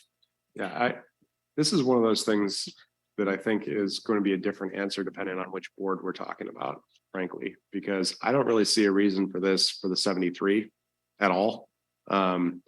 But I could see this for if we're trying to talk about different approaches with the three roads that we deal with for Foothill Eastern. I mean, so why would so for example, with San Joaquin, I mean, I'm not sure I understand why we would do pricing options when it comes to San Joaquin. This is one of the things that comes into play quite often, actually, with Newport being the last toll road there. I think I think honestly, if we open this up on the 73, it becomes really messy very quickly, but but if we're trying to route people around on different roads connecting into the 241, 133, et cetera, then maybe that makes sense. But I'm trying to understand within the context of San Joaquin, what would be the thought process on this one? Yeah. The concept would be. Sorry, can I interrupt? Chair, sorry, can we just get a definition of trip-based pricing? I want to make sure I'm understanding the concept. Fair Okay, enough. thanks. Yeah, go ahead. Sure, thank you. Today, the way TCA tolls is a toll is charged based on passing a toll point, right? And so if your trip involves passing multiple toll points, you're charged multiple times. In trip-based pricing, you take a look at the origin and the destination, where they get on, where they get off, and you structure your toll accordingly based on where they got on, where they got off, as opposed to how many toll points they passed. So to use the lower part of the 73 as an example, right there, and this is anecdotal, right? You have to collect the data, which is what we would be pursuing. But anecdotally, we know that there are folks that do not use the 73, right? Because, oh, I'm only traveling a short distance and shoot, I'd rather take the 5 or take side streets rather than the 73 because I avoid that one toll because I'm only going up maybe one exit on the, I would only be going up one exit on the 73. So in that case, the toll for that traveler might be lower because they're traveling a shorter distance, right? As opposed to paying a larger toll just based on passing that one toll point, and they've only driven like maybe 1 or 2 exits on the toll road. Yeah. So the 73 is a little bit, I mean, if I can think of the 73 differently, I'm not sure that the southern part's going to matter all that much. The big toll is going up and over Catalina, but at that The point, $8 toll. yeah, but at that point, I mean, that's not a short distance, no matter where you're going. Anyway, okay. All right. Mr. Chair, on that note, I can echo all the South Orange County cities. I represent 6 cities within OCOG and SCAG. They're going to oppose that. You are going to have a lot of negative backlashes for sure. If that kind of strategy would be proceeding, I for one, do not advocate for pursuing this, but the future board, I guess it's your discretion to do that. And one other comment. In Fairfax County, Northern Virginia, for Dulles International Airport, on the toll road that is called Route 66 toll road, they exercised dynamic pricing. It was a disaster in Northern Virginia, Washington, D.C., and Maryland. We need to be very, very careful. We work so hard to upgrade, to promote the image of this agency, and I think everyone has done a great job, and I feel very satisfied on that.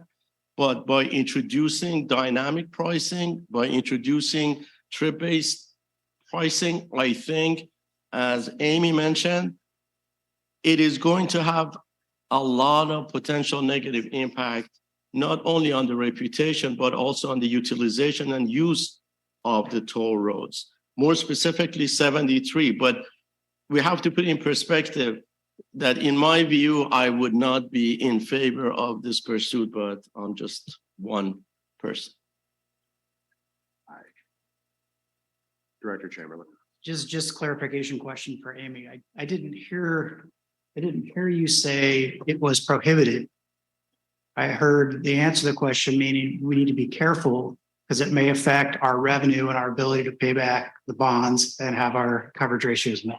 That's correct. We just have a requirement to collect a certain amount of revenue each year, meet our coverage, et cetera. So that's correct. I just want to make sure nobody took that as if it's prohibited. It's not. It's a choice. I did not take her comments as being prohibited. I tend to agree with Director Minigar, though, at the end of the day.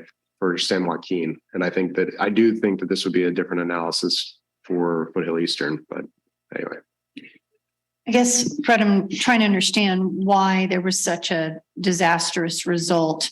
It seems like, we're talking about revenue, and if the concern was that revenue would somehow not be there, you'd think that that would be advantageous for the driver. So I'm trying to understand why. Was it because it was a revenue loss? Is that the reason? Or was it, there was a backlash from the public, or what did you see in back east? Well, quite frankly, I don't have the details of the public's outcry of implementation of the dynamic pricing on Route 66 in Northern Virginia, that a lot of people wanted to use it because of the congestion, as you know, in Northern Virginia, Washington, DC, to get to the airport, international airport.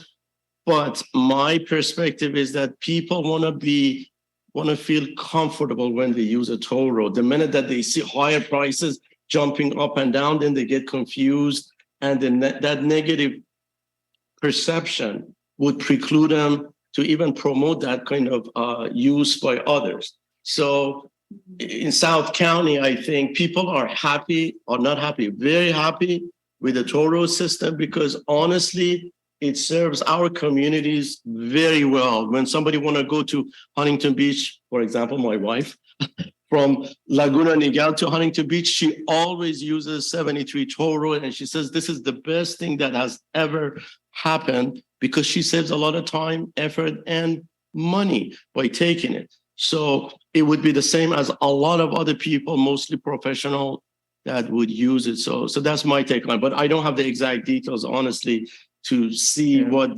I don't have the details on that. Yeah. And my recollection of that incident was that there was a negative publicity surrounding the introduction of dynamic pricing on that stretch of the 66 that takes you to Dulles Airport from DC. The reason there was negative, or what was driving the negative publicity, was there was like the implementation of dynamic pricing resulted in prices being displayed that were like on the high side of $80 to $100. I forget the exact number, but it was just a outrageously high number that caused that backlash. I just want to differentiate, though, that this is not that. This is not dynamic pricing, but to your point, Director, it is an alternative pricing strategy, right?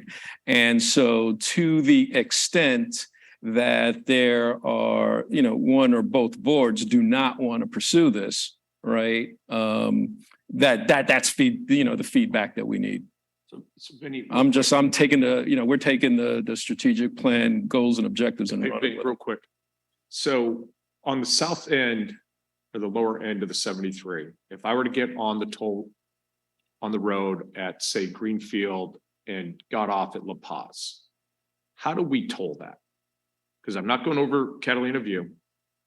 I don't believe, I can't be sure, but I do not believe that either one of those ramps contain toll points. So Greenfield is free. The last segment. Greenfield is free. Yeah, but, It's free. But I'm saying if I get on at Greenfield and I get off at La Paz, there is a tolling place at La Paz. At La Paz, right. What would that cost? That's Today or on today. Either way, I don't know. If we I'm did not it sure. today, how do we somewhere around a couple of bucks. Yes, and so it comes down to when you do trip-based tolling, we have to take a look at what's the cost to do those short trips today. If I got on at La Paz and got off at Laguna Canyon, right? That's a short trip. Do people do that today, or do they go around? I don't know what the cost of that trip is, but there is a cost associated with it, right? Without going over the top, right? And that's what I think this is taking a look at. If we're charging too much for that during the day and people aren't using it, is there a way to drive people onto those little short trips during the day, not going around? Right. That's the question. I mean, I'm not sure if it makes sense or not. Right. Because I don't know what those tolls cost today. It may not cost for $1 or $2. I don't think people are going to drive around for $1 or $2. If it's $8, they might. So, I mean, I think that's what we have to look at. Yep.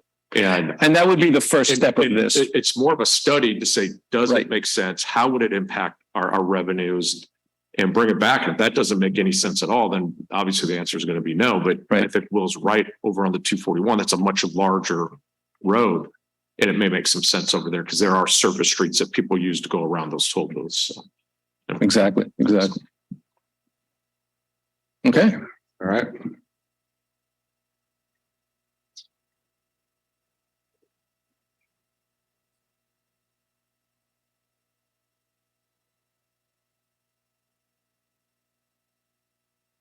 Okay, so all in all, busy fiscal year 23 for us, pursuing, progress in all 7 activities, making good progress on implementing, as I said, your strategic plan. All right, so that concludes the update, and I'd be happy to take any additional questions or feedback. I think we were peppering them with questions already. Yep. Okay. All right, we'll keep going then. All right. All We're right. gonna go with customer service update next. Customer service. So good afternoon again. And now I'd like to update you on customer service. So for customer service, the goal set in the strategic plan is to leverage new and emerging technologies and service models to maintain high levels of customer convenience, customer satisfaction, and operational efficiencies. And towards these ends, the strategic plan identifies these 7 activities. We want to make investments to enhance and or upgrade key customer-facing systems. We want to leverage our partnership with Pay Near Me to expand payment locations and payment tools for all customer types. We want to support the mobility as a service concept and connected vehicle embedded solutions through continued expansion of fleet accounts. We want to expand efforts to resolve delinquent accounts. We want to reevaluate our space configuration needs. We want to ensure that our operating practices and approaches to penalty mitigation are effective. And we want to pursue partnerships with other agencies, Caltrans and the CTC, to leverage our existing systems and reduce costs. Taking these one at a time, we'll start with making investments in customer-facing systems. During the past year, we took a fresh look at our integrated voice response system, or IVR, and identified an opportunity to enhance service to our Spanish-speaking customers. Prior to implementing this enhancement, callers dialing our main customer service number would be answered by IVR, which would then ask the caller to press 1 for English, 2 for Spanish. Folks who selected Spanish were transferred to a live representative during business hours. After hours, they would be told that our office is closed. With this enhancement, callers who select to Spanish today can listen to information in Spanish 24 hours a day, 7 days a week. Since implementing this back in March, callers, we recently measured that about 10% of callers calling the IVR selected this option. So a considerable gain was made there in terms of providing service to our customers. We've also been busy this fiscal year researching the possibility, as I said during the tolling update, of upgrading our phone system. As we've covered, upgrading to the latest cloud technology will enable us to leverage advanced features that can significantly increase operational efficiency and enhance customer experience. And we'll be ready to have a briefing for the Joint Toll Operations Committee in the next couple of months. Meanwhile, we're also currently exploring opportunities to further enhance the toll roads website and mobile app. So next is leveraging the Pay Near Me partnership to expand payment options. And what have we gotten done? We've covered how the partnership with Pay Near Me has been a very positive one, resulting in over 366,000 payments, in excess of $10 million, at over 5,000 different locations across the United States since its inception back in 2018. We want to continue building on this success.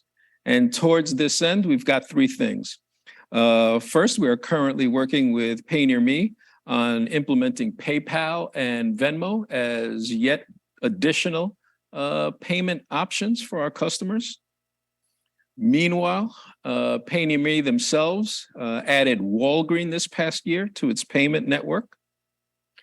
And we're currently identifying additional letters that we send out that involve making a payment so that we can add the QR code to those letters, right? Increasing convenience for them and lowering, while at the same time lowering our credit card processing costs. For supporting emerging technologies and mobility as a service providers, and with that increasing customer convenience, we've entered into a partnership with Vero Mobility, as I said earlier, with our largest fleet customer, and have begun connected vehicle testing with them. Again, our objective here is to explore whether and to what degree we can potentially leverage connected vehicle technology to collect the toll without a transponder. And what we're chasing here again is the possibility of lowering operational costs.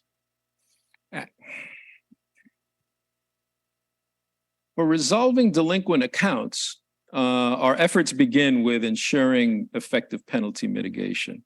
How do we do that? The way we are going about it is ongoing in nature.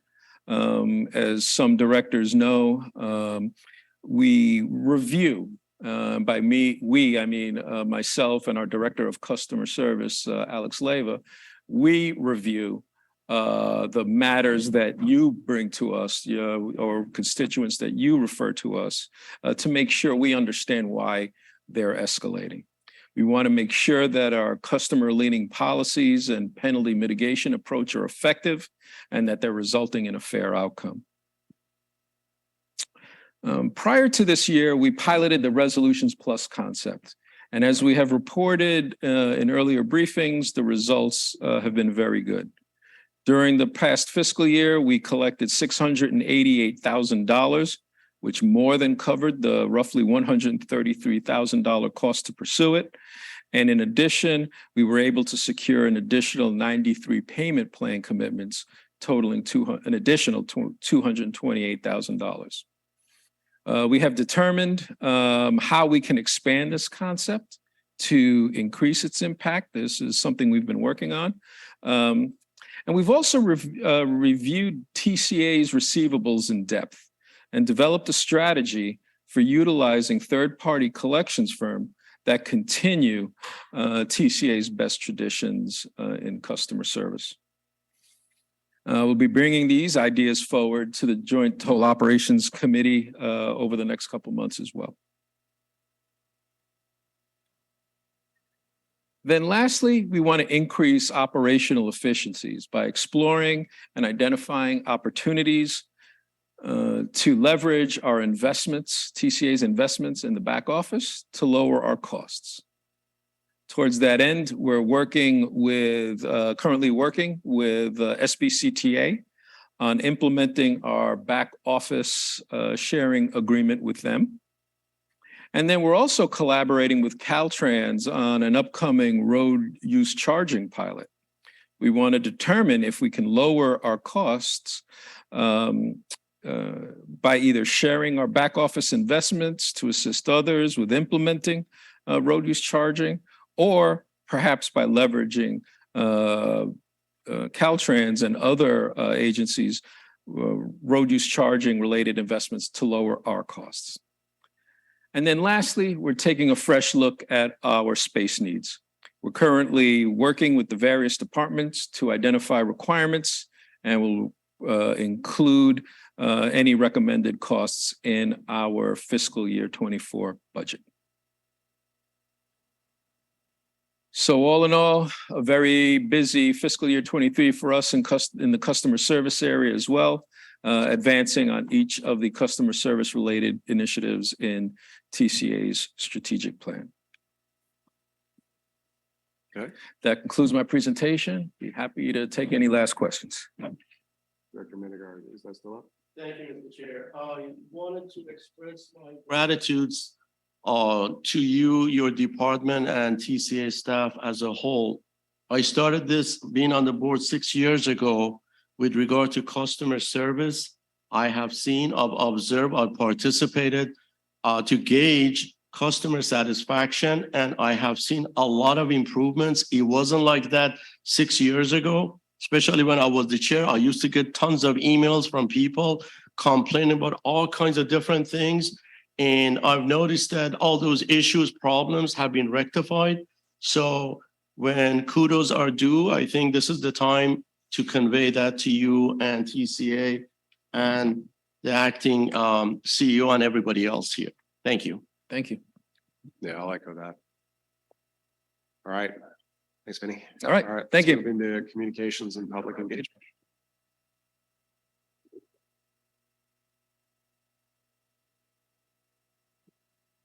All right. Good afternoon, Mr. Chair and honorable directors. My name is Lori Olin, and I serve you as Senior Director of Internal and External Communications. As outlined in your strategic plan, it's essential that TCA's milestones and messages are communicated as broadly and effectively as possible to as many audiences as possible. The communications goal is to, through proactive communications tactics, highlight the positive value of the agencies and the toll roads and build their brand reputation, to promote feelings of trust and goodwill with all stakeholder groups. And our stakeholder groups include our member agency audiences, our customers, the public in general, partner organizations, and the tolling industry, and elected officials at all levels. Here are our communications objectives. And so TCA's communications efforts have been highly effective in providing information that generates positive outcomes.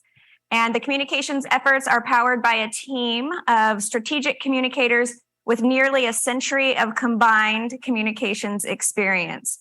We have former journalists, award-winning writers. We have experts in social media, government relations. We have sought-after visual artists, and we also have voiceover talent who you will hear very soon.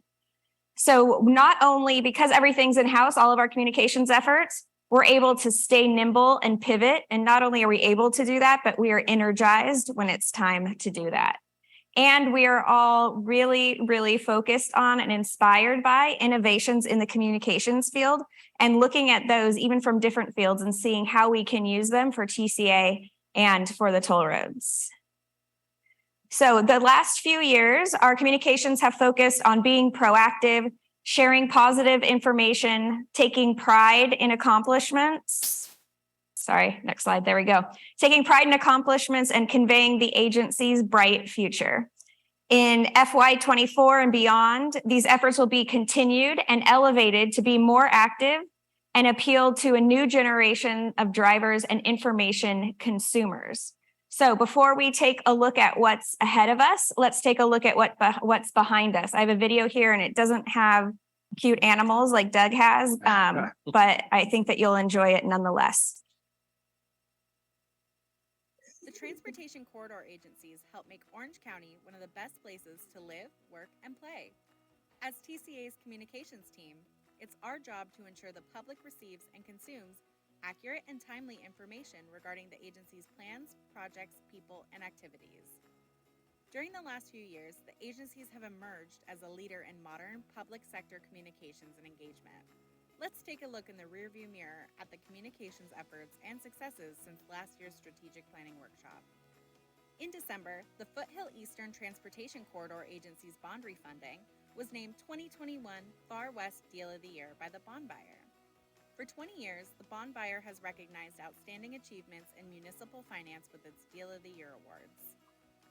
The San Joaquin Hills Transportation Corridor Agency executed a bond refunding that reduced debt service payments by $138.7 million and further strengthened the agency's cash position while creating additional flexibility to pay down bonds early or invest in key capital projects. WTS Orange County honored the Oso Parkway Bridge Project with its 2021 Innovative Transportation Solutions Award. The award honors an outstanding and innovative transportation project or service that improves the quality of life for its users and the community. The project opened in 2021 during the COVID-19 pandemic with an innovative virtual grand opening and ribbon cutting ceremony watched by thousands of people across our social media platforms. The communications team pursues awards and recognitions like these that our people and projects are worthy of. In early February, crews completed the highly anticipated Northbound 241 Channelizer project. More than 800 channelizers were installed along a 1-mile stretch of the Northbound 241 between the Windy Ridge Toll Point and the 91 freeway to help promote good driving habits, prevent queue jumping, and enhance safety. A multifaceted communications plan was used to communicate road closures, changes in traffic patterns, and other critical project information to drivers. Communications assets, including press releases, custom maps, photos, and videos, were created by us and shared by 27 of our communications partners, including cities, elected officials, and local media. In March, the boards of directors approved a historic 7-year strategic plan highlighting the agency's mission, values, goals, objectives, and activities. The strategic plan was edited and designed by the communications team, along with supporting content and deliverables for the plan's roadshow tour. In April, TCA pursued and won 2 project awards from the American Society of Civil Engineers Orange County branch. The State Route 241 Wildlife Protection Fence was recognized as the 2021 Outstanding Environmental Engineering Project of the Year. 2021 marked the completion of post-construction monitoring and the milestone achievement of concurrence from U.S. Fish and Wildlife Service. And the Conservation Grazing Pilot Program was named the 2021 Outstanding Wildlife Hardening Project of the Year. Grazing occurs up to 3 times annually and lasts 2 to 3 weeks per event. The first year of the 3-year pilot program recently concluded with successful results. The communications team has created press releases, blog posts, videos, photo albums, award submissions, and successful media pitches for the program. In May, communications intern Bradley sat in the director's chair and produced a video showing the public what it's like to intern at TCA. Did you know internships are vital to the success and competitiveness of college students? From reviewing bank statements to writing blog posts, interns help keep the toll roads moving. Every year in June, we celebrate TCA's graduating class of friends and family with a video full of pomp and circumstance featuring students then and now. In June, we also celebrated the award-winning Oso Bridge project again when the Orange County chapter of American Council of Engineering Companies named it the Transportation Project of the Year. In July, as part of its groundbreaking 7-year strategic plan, the Foothill Eastern Transportation Corridor Agency executed an early paydown of $125 million in bond debt, saving the agency approximately $180 million in interest payments. This gave the communications team yet another opportunity to communicate the agency's strong financial health and debt management. In August, TCA added Walgreens, one of America's largest store chains, to join the ever-expanding list of retailers for customers to pay tolls, violations, and replenish their Fast Track accounts. When new customer service offerings are added to the agency's already impressive lineup, communications educates the driving public by sharing the news using as many mediums as possible to reach the widest audiences. Later that month, the agencies hosted future engineers and urban planners as part of the WTS Orange County's 2022 Transportation Academy. The TCA-led session featured several female members from upper management who shared their experiences and answered questions from the students.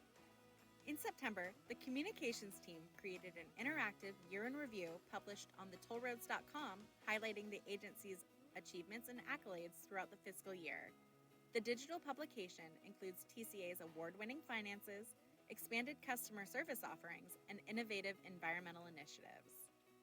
As a testament to TCA's leadership and innovation in the tolling industry, staff hosted a delegation of Malaysian transportation officials who wanted to learn how TCA successfully migrated to a cashless tolling model. TCA's future is bright thanks to our long history of visionary leadership, dedication to improving mobility, and commitment to innovation. As we drive forward into the next year, we're excited to continue to tell TCA's story. All right, so that was created entirely in-house, the footage, the photos, everything. So I want to thank my team. I think they're pretty awesome. So going forward, we're going to continue to use the 3 communication styles that we've been using this last year, couple of years. We use traditional behavior-based communications, community-based social marketing, and emotional communications. And then we also will continue to use the 4 communications, the main communications techniques that we use, which are content creation. So we identify messages and topics, and we create as much content as we can for different audiences and push it out so that we get as many eyes on it as we can. And then we also use short form storytelling. So a lot of agencies, a lot of brands are using short form storytelling because I think that you all know that their attention spans are getting a little bit shorter with how people are viewing and taking in information. So we focus on short form storytelling. We also focused on earned and owned media. So we're steering away from paid media like marketing, and we're focusing on owned and earned media, which is media that we control, that we create, or that we pitch. And so that's timely and it's more cost effective. And then we're also focusing on expanded partnerships. So as you saw in the video about the 241, all the content that we put together for the Channelizer project, we got almost 30 different partner organizations to share our content. And so we'll be focusing on that again as well. All right, so to accomplish the objectives and the goal for communications, we are going to implement the following strategies, executions, and tactics. So number 1 is reinvigorate the TCA brand. So we'll be looking at a new logo. We'll bring a proposal for that to the External Affairs Committee in the coming years with the intention of bringing a full proposal to both boards following that. Website redesign. In June, you approved a contract with a new website partner who will help us redesign the website during their contract term. So that's coming up in the next 3 to 5 years, possibly even shorter, but that'll go through committee and to the board. We also want to look at doing focus groups, surveys, and studies. So let's stop on focus groups for a minute. The last time we did focus groups was 2009. A lot has changed in 13 years. We hit 2 million fast track accounts. We transitioned to sticker transponders. We moved to all electronic toll collection, and we concluded some pretty important projects. So it's time to do some focus groups and see what people are thinking and feeling and understanding about our brands so that we can use that to guide our communications activities, but also possibly to guide some activities in other strategic plan focus areas. And then once we're doing that, we'll also go ahead with a public education campaign and a speaking tour to introduce the new TCA to audiences.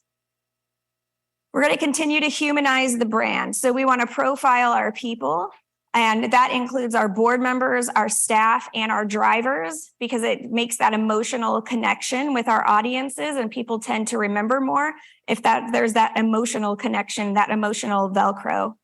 So we'll go ahead and do that. We're going to do Ask Us Anything videos so that it puts our people out in front of our text. People feel like they can ask you anything. Yes, it would be you, it would be staff members, and so that they can get information directly from you and directly from us. We'll produce quarterly video newsletters, and then we'll also focus on the awards and recognition that our people and our projects are worthy of that you saw in the video. All right, we're going to champion the agency's projects and initiatives.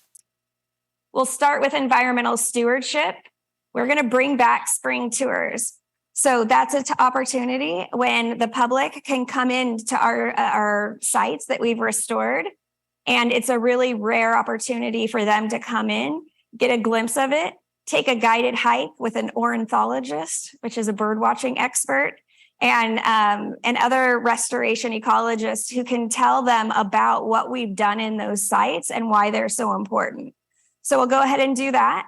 We're also going to bring back fossils in the backyard. So communications is working with Dr. Doug and environmental. So we produce the event, much like we produce today's event, and create the content that gets people to the event, that's used during the event, and then that is used to talk about the event and let everyone know that it happened. So Dr. Doug has all the expertise. We just help communicate it. So we'll do that. Fossils in the Backyard. Also, that curriculum is approved by the state with a state science standard. So it's really important. We're not just saying we're going to come into your classroom and we're going to bring these fossils, but it goes along with their curriculum. And then we'll have regional booths. We'll have booths at regional events. These are larger events that draw visitors from throughout the region.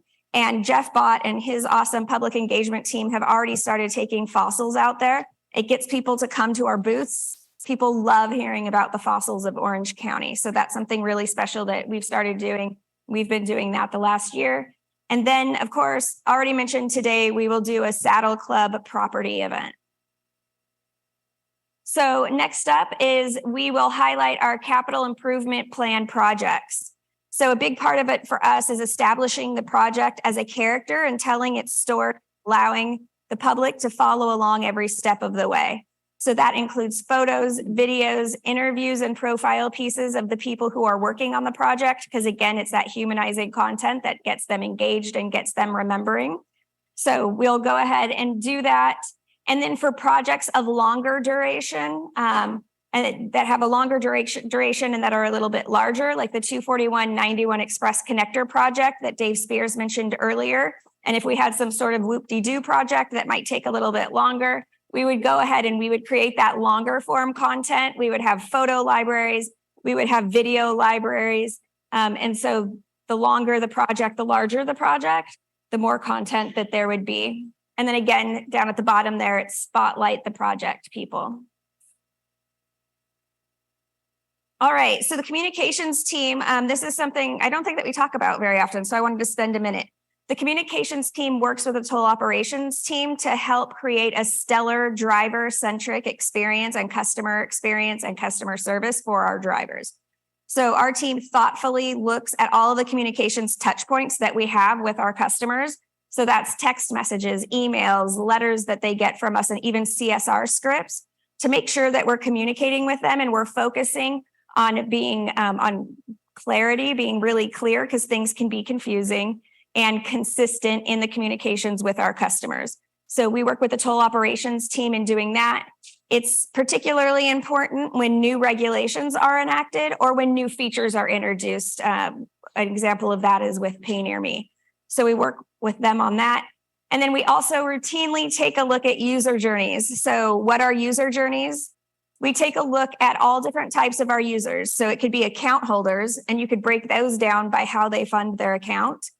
You could take drivers who don't have an account but are really good about paying their toll on time.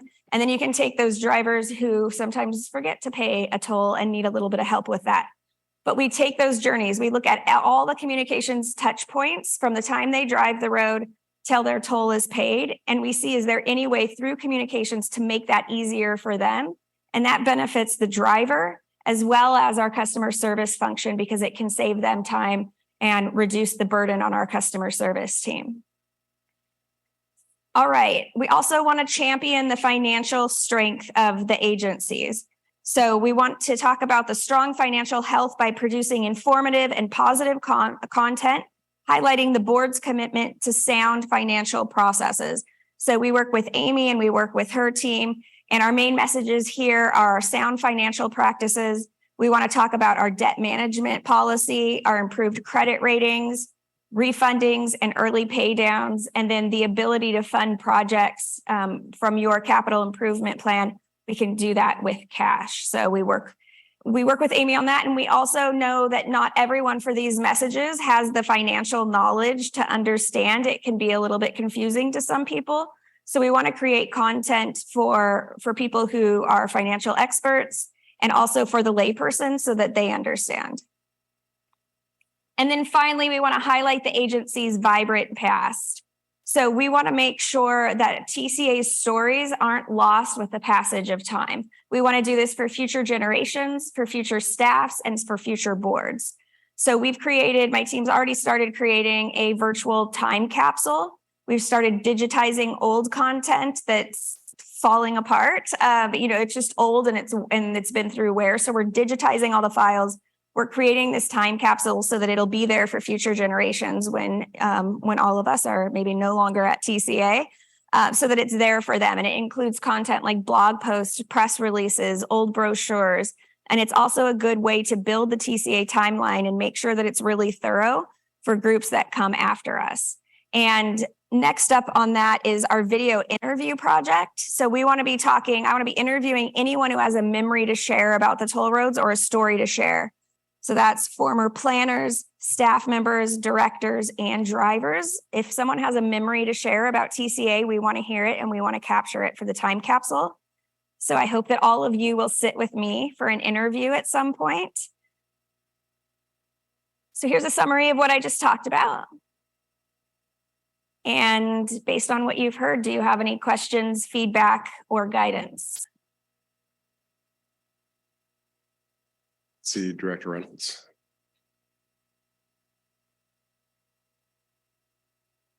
You. A couple questions. So I do think it would be looking at the objectives. I think it would be great to include environmental stewardship in that first objective as an explicit sort of content creation subject. It's just such an easy one, right? Yeah. And then I while you were talking, I popped onto our Instagram, and there are a lot of environmental photos, but I did notice that in one of the posts, someone had complained about customer service and it had been there for 2 weeks and we haven't responded. So what is our process for responding in those different channels to different complaints? So we try to, if there's a negative comment and one where we need personally identifiable information, which my team's not allowed to have, we try to take them out of the public forum and help them offline. So we try to get them into the DMs. Also letting them know, like, please don't give us a bunch of personally identifiable information in the DMs because my team can't accept it. But we can put them in touch with our customer service team.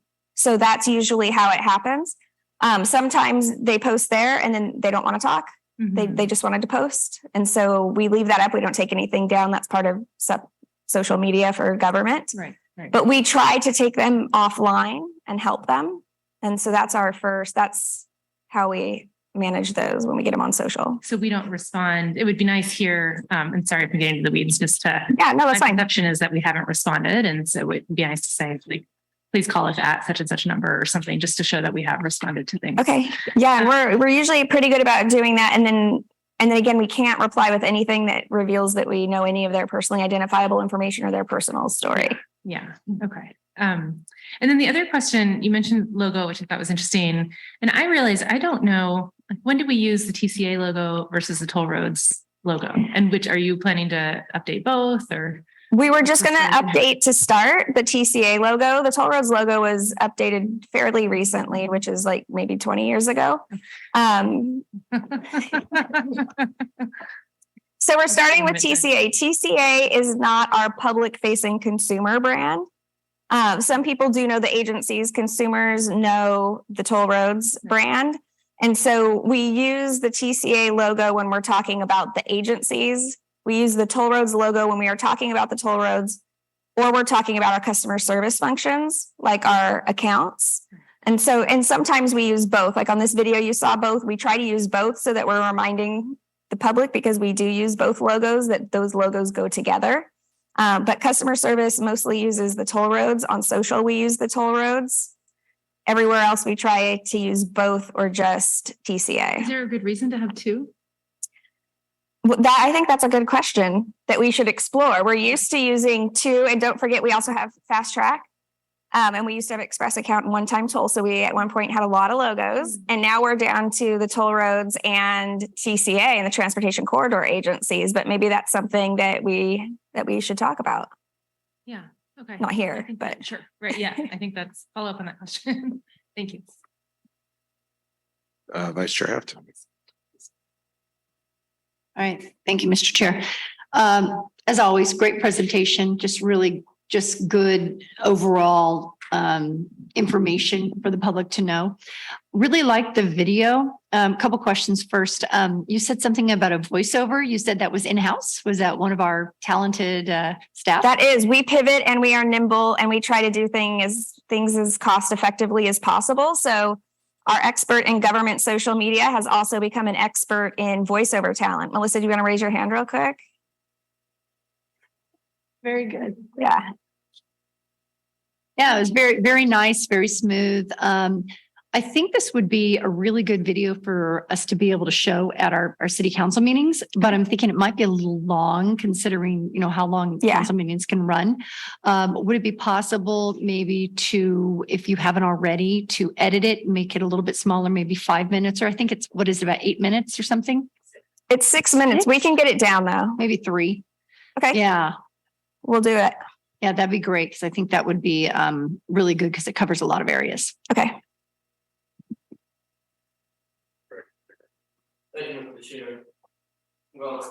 Your department has improved a lot. I mean, PR is the face of this organization and everyone has done an excellent job. To go back to one of the, actually the guest speaker said that when he Googled TCA, it was 1.7 ranking. I just checked it. It's 1.9. What we can do as an organization to improve it. So that's something we're constantly looking at. If you go in there, if you go on Yelp, if you go on any of the platforms that provide rankings like that, if you go and look at them, we were just looking at one the other day and it said, the comment was, so they gave us a low score and they said, I hate the toll roads in Portugal. Oh. So there's not a lot, the toll roads, people will just put, I hate toll roads. And they just mean in general, they don't mean ours. So that's something that we're constantly looking at. Also, the rating in there, it carries over from years past. And in years past, sometimes the tactics of other groups was to bring that rating down. And they did it, and it continues to be a little bit lower because of that. So those are two of our biggest struggles there, is people just in general or different groups. I do have a suggestion. Our wonderful attorneys can shoot up a letter to Google headquarters. Other organizations have done it in the US, that this is not factual and it does reflect a negative image for this organization and it's not acceptable by the board of the organization. We're all elected officials. I think it would serve the agency pretty well. We have nothing to lose, just a letter to be sent to Google that is not based on facts, 100% facts. It worked. I checked with another tolling agency on the East Coast. That's what they've done. And Google doesn't want to see lawsuits and they've yielded to the request. Director Chamberlain. How do we measure success in this area? It's hard in communications. It's a constant struggle. So you could look at, and there's different tools that'll help you do it, right? That you could pay for. And it'll say, Melissa, can you bring me my water? I'm so sorry. So it will say, so you can buy these tools, right? And they're like, we're gonna capture any media mention that TCA gets. And so that I could report it to you and I could say, everybody, thank you so much. We got 20 media mentions. But for example, here, we get a lot of media mentions in the new Veterans Cemetery because they're describing the location. So do I bring that to you and say, look at all these positive? I could, and say, I could just put it up on the screen and say, look how many awesome media mentions we got. But it's really not a legit media mention from my standpoint, because I want it to be something about a topic of TCA or something that we pitched, not just by chance because a media article was describing a location and the easiest way to do it was to say it's off the 241 toll road. So that's a hard one. We do look at social media analytics. We do use a tool since the last strategic planning workshop. Thank you. that you approved that we can use for monitoring social media mentions and the social media sentiment. But it's really hard. So like every time I don't know if you're on Facebook, but say you're on Facebook or Instagram and you see a photo that you like, do you hit like if you like the photo? That's where it gets hard. Can you make someone like a photo? Can you make someone answer a question? And so that's constantly what we're looking at. And we're trying to see how do we measure it. And there's other tools out there. I just don't always feel like it really captures what we're trying to capture. Maybe outside of this workshop, I'd be interested in knowing what performance metrics we are chasing after and what success looks like there. Okay. I mean, I imagine there's a way to measure success here. And I'm not really hearing the how today. So maybe offline. Yeah, and my team puts together a tracking report every month and then at the end of every calendar year and every fiscal year. So so we could take a look at that and we could meet about it. I think that'd be great. I mean, it's a great product. The material's fantastic. TCA is a great organization. We all know this, but I don't know the public sentiment would say the same thing if you surveyed them. And so I'm just curious, how do we measure what success looks like? Okay. All right. Last question, and we got to keep moving. Director Voights. Yeah, I want to thank you for the presentation. Thanks for what you do out there and putting us front and foremost in out there in the communication field, because, you know, public opinion is everything. And we that have been long time TCA directors here, we've gone through some choppy waters with the public at times where people are criticizing, but you know, Orange County is a great place to live, work, and play, but transportation is crucial not only to the county but to the state, because we have the main corridor from Northern California to Southern California, San Diego, and we have to get people off those main corridors of the 5 freeway, the 405 freeway, and you're going to help us introduce not only to the county but to the state that TCA, our agency, has the alternative, the logical choice. And so great job. Thank you. Keep up the good work. Thank you. All right. Thanks. All right. Let's move into finances.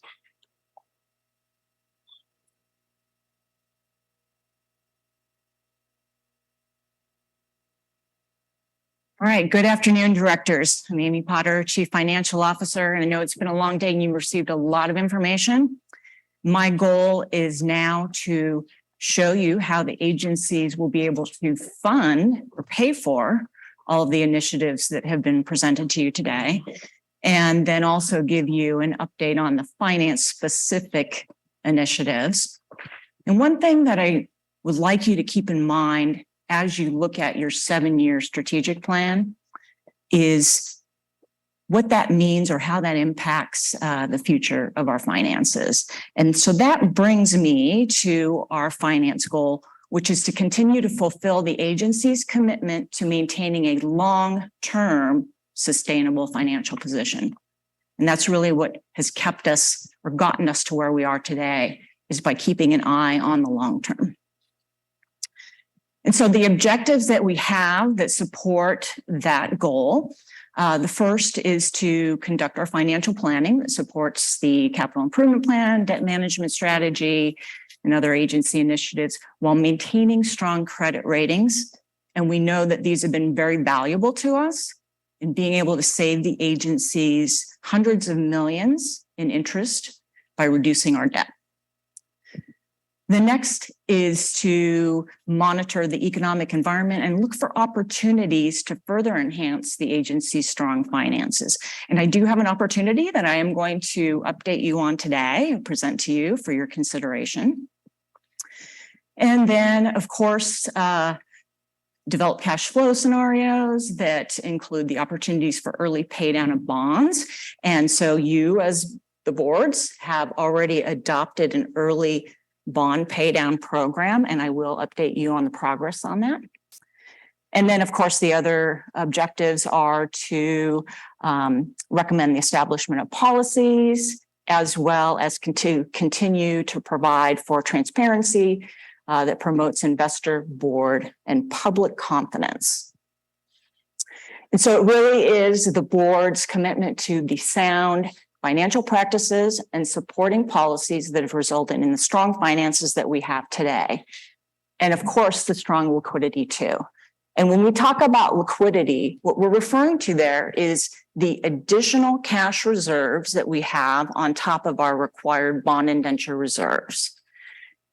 Those are the funds that have given us the ability to fund this program that we're talking about here today.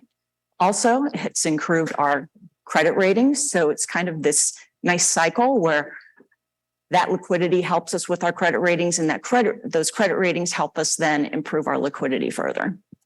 Also, of course, that strong liquidity really helped us with the very unknown pandemic that hit us. We were very well positioned when that hit, and we've recovered nicely. And then, of course, we're seeing that we have the ability to fund our capital program with cash and to pay down bonds early. I'm going to start with the debt management, and I have 3 different components here that I'm going to cover. And the first here is the strategic bond refundings for savings. And so what this is a strategy, or where we've used various strategies to replace higher interest rate bonds with lower interest rate bonds. And so in recent years, we've been able to save the agencies over $700 million by implementing these strategies without extending any of our bond maturity dates. The next component we have here is the early bond paydown program. And this is where we use cash to pay off bonds early when they become callable. And so by paying those bonds off prior to the maturity date, so when they become callable, we can save the agency hundreds of millions in interest, and of course, reduce our outstanding debt as well. And then this last component, open market bond buyback. Now, this is the new opportunity that's come about. And so I want to look at this as just an enhancement to your early paydown program.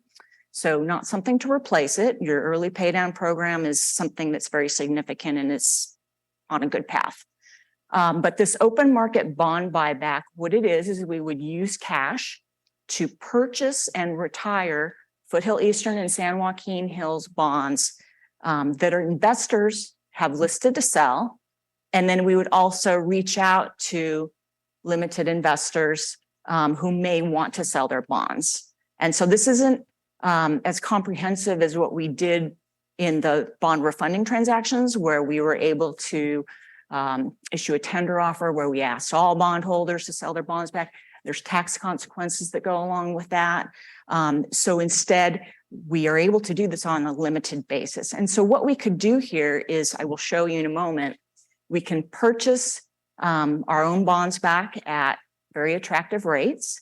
And then, of course, we can pay those off prior to the call date. So we don't have to wait until they're callable to actually pay them off. And so now what you see here, this is your early bond paydown program. And so this is the rolling 7-year strategic plan. And so the first year that you see there, just highlight it here for you, $125 million. Foothill Eastern already executed its first early bond paydown program. Those were bonds, $125 million, that were going to mature out in 2053. They became callable in July of 2022. And so by using cash to pay off that principal of $125 million early, we saved the agency approximately $180 million in interest. So it's worth considering doing this early pay down. The next ones that you have on here for 24 through 28 were already included in your prior year plan. And I'm going to skip to fiscal year 25, where the San Joaquin Hills has $294 million of bonds that are becoming callable January 2025. And so when we look at your cash flow forecast, we've proposed that when they become callable in 2025, that you pay down $200 million of those bonds and then take the balance of that and split it over the following 2 years.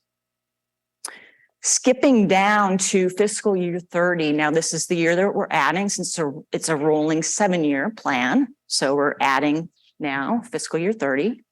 And based on our cash flow forecasts and bonds that are callable, we're proposing that the Foothill Eastern pay down another 500 million of bonds early.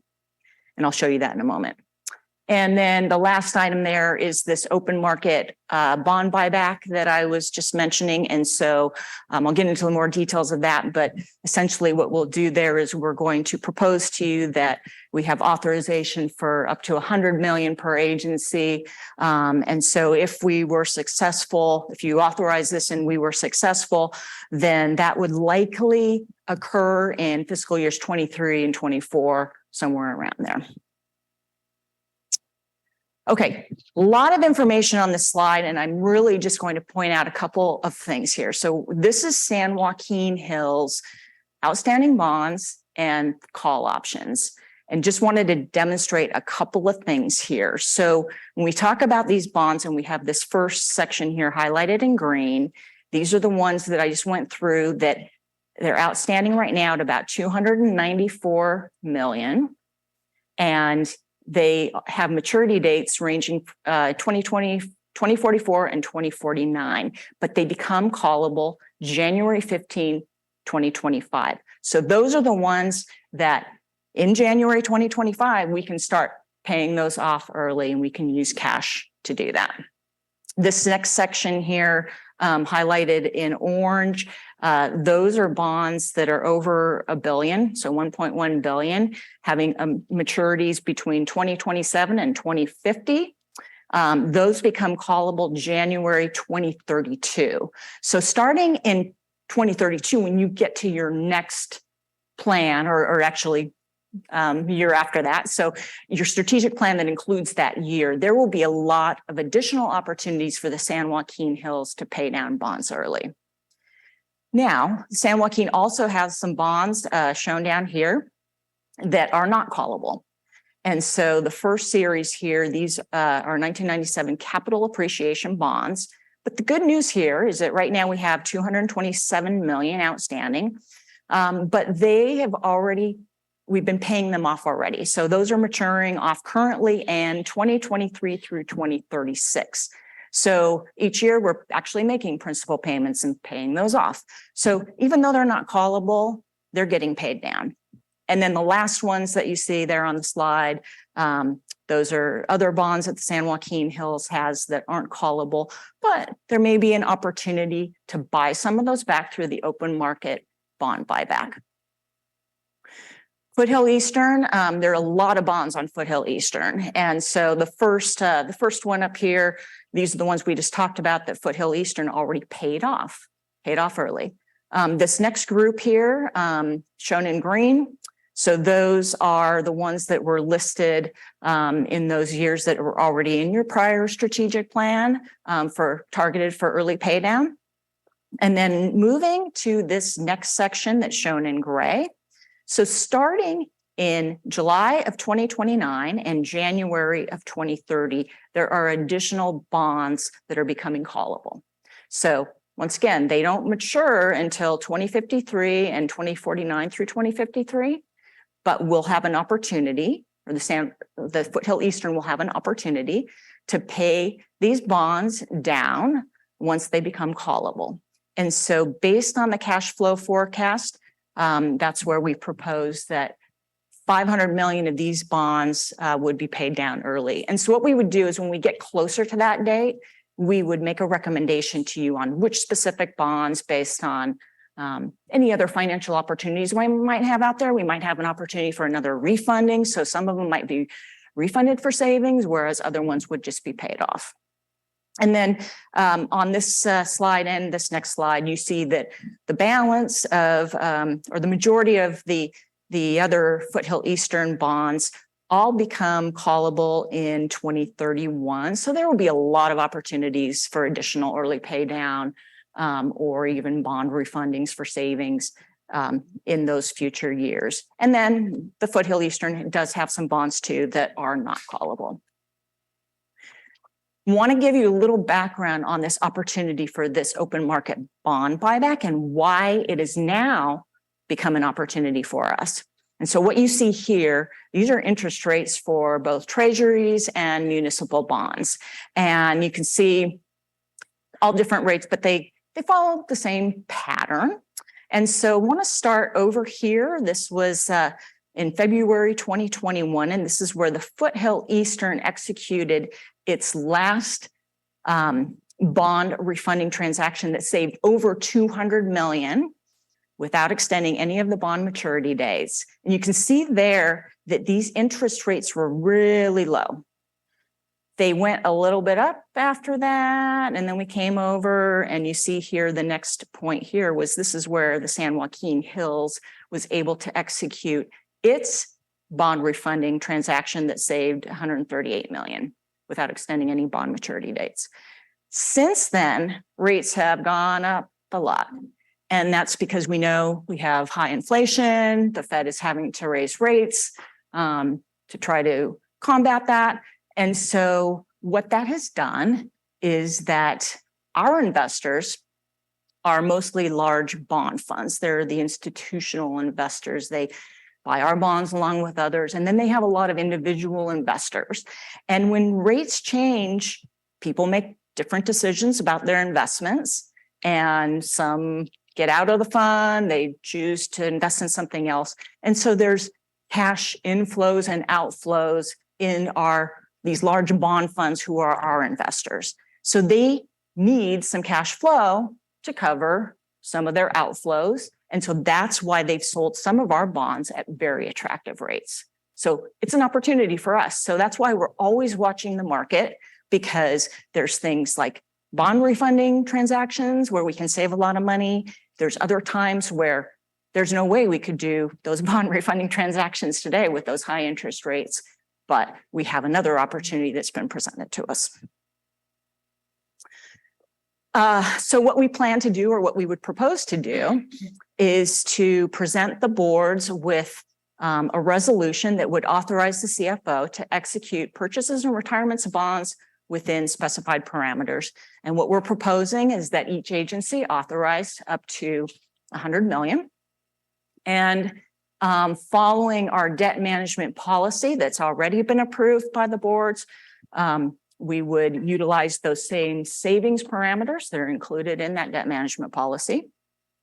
And then, of course, we would need to look to make sure that any of these purchases and retirements fit into the agency's cash flow forecast. Mr. Chair, I have a question on that. Why is it the same ceiling 100 mil for each agency when Foothill Eastern does have more debts?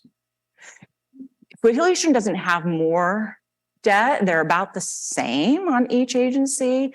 And then you know what? This is just a number that, to be honest with you, I came up with. So it can be something different if you'd like to propose something different.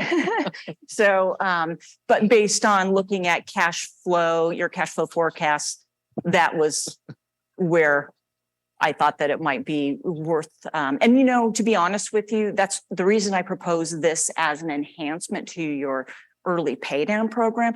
We probably aren't going to get a huge amount of bonds back, but amounts that we get back could save the agency a lot of money. And that's the point there. Yeah, I mean, so I think the answer frankly is going to be found when we go a few slides in, when we're talking through the cash flow forecast. It's, since she's talking about a not to exceed number, if we take a look at we'll get there. I think I'll just wait. I think when we get there, it'll make sense. Do you want to ask a question? Yeah. Yeah, I just, and I might be premature myself, but something that just is constantly hammered at me from every end is, oh, you know, you're going to extend the dates. Everything we're talking about is still within the plan to make sure we do not extend the bond maturity dates, correct? That is correct. Okay. And that has been the policy with the bond refundings. We basically just replaced higher interest rate bonds with lower interest bonds and stayed within those same maturity dates. Okay, that's good to hear. Yes. Okay, moving on to financial policies. This is really just an update on what was in your strategic plan for last year and what now you as the boards have adopted. So it was the liquidity reserve policy that you adopted in May of 2022.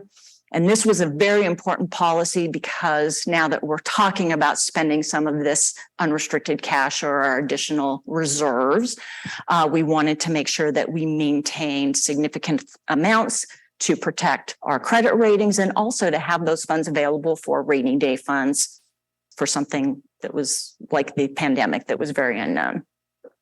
And so you adopted this policy. And so what this represents here is this entire gold box is your unrestricted cash. This bottom section is what we're talking about as far as amounts that we're spending. And then this top part is what you adopted as your liquidity reserve, which retains pretty significant amounts of that cash. And the policy includes those specified amounts or those targets, and also the use when you can use those funds, and also the replenishment requirements if you do use those funds. So that was something that you did. You already accomplished that was in your plan. So now getting into the cash flow forecast, and this is showing you the result of all of the assumptions that we presented you with today for strategic initiatives and how we would fund them. And so here is the Foothill Eastern's cash flow forecast over the strategic plan horizon years. So this column, it shows you the forecasted cash or unrestricted cash balance at the end of each of these fiscal years throughout this 7-year horizon period. And then this column shows the target liquidity reserve in accordance with the policy that you adopted. And so in all years, it shows that your forecasted cash balance would exceed your target liquidity reserve, which is a good thing. That's what we want. The assumptions that went into your unrestricted cash balances includes funding your CIP programs that were presented to you today, the 24191. The Loma project, and then ongoing non-operating costs totaling $513 million over the 7-year period. It also assumes that you will make early paydown payments totaling $810 million over that period, as we discussed. And then it also assumes the repayment from San Joaquin Hills to Foothill Eastern of a loan that's outstanding. And that would be repaid in fiscal years 25 through 28. So that's cash coming in to Foothill Eastern of $137 million. So when we're looking at the early bond paydown program that was on page 92, we were looking at a fiscal year 50 of reduction of around 500 million. And it looks like it's a much smaller reduction on the unrestricted cash balance in fiscal year 30 on that slide. So I was trying to reconcile those two. So it's actually the total of the 500, the 125, and the 60 million. So wait, 5, 6. Yeah. So what I was trying to understand. So you're saying in fiscal year 30, the project 25, because actually that's included in, and I know I wasn't supposed to go back like that. Valerie told me that Wendy was supposed to do this instead of flipping through a bunch of slides. So I apologize for that. So basically, since we're starting, I'm showing you the balance for the end of this year. It also includes the 125 million that Foothill Eastern just paid down. So the 800 includes all of those numbers that were on that other slide. Right. So what I'm saying though, is that last slide that we were just looking at, it showed fiscal year 30 of a $500 million early payment. Right. So how is it that we go from 851 in unrestricted cash balance to 511 instead of reducing it down by almost 500 million? Because all of those other assumptions for revenue, your surplus, everything else goes into this end result number. So I'm not showing you all of the details here. I'm just pointing out the assumptions for these large outflow. Okay. And then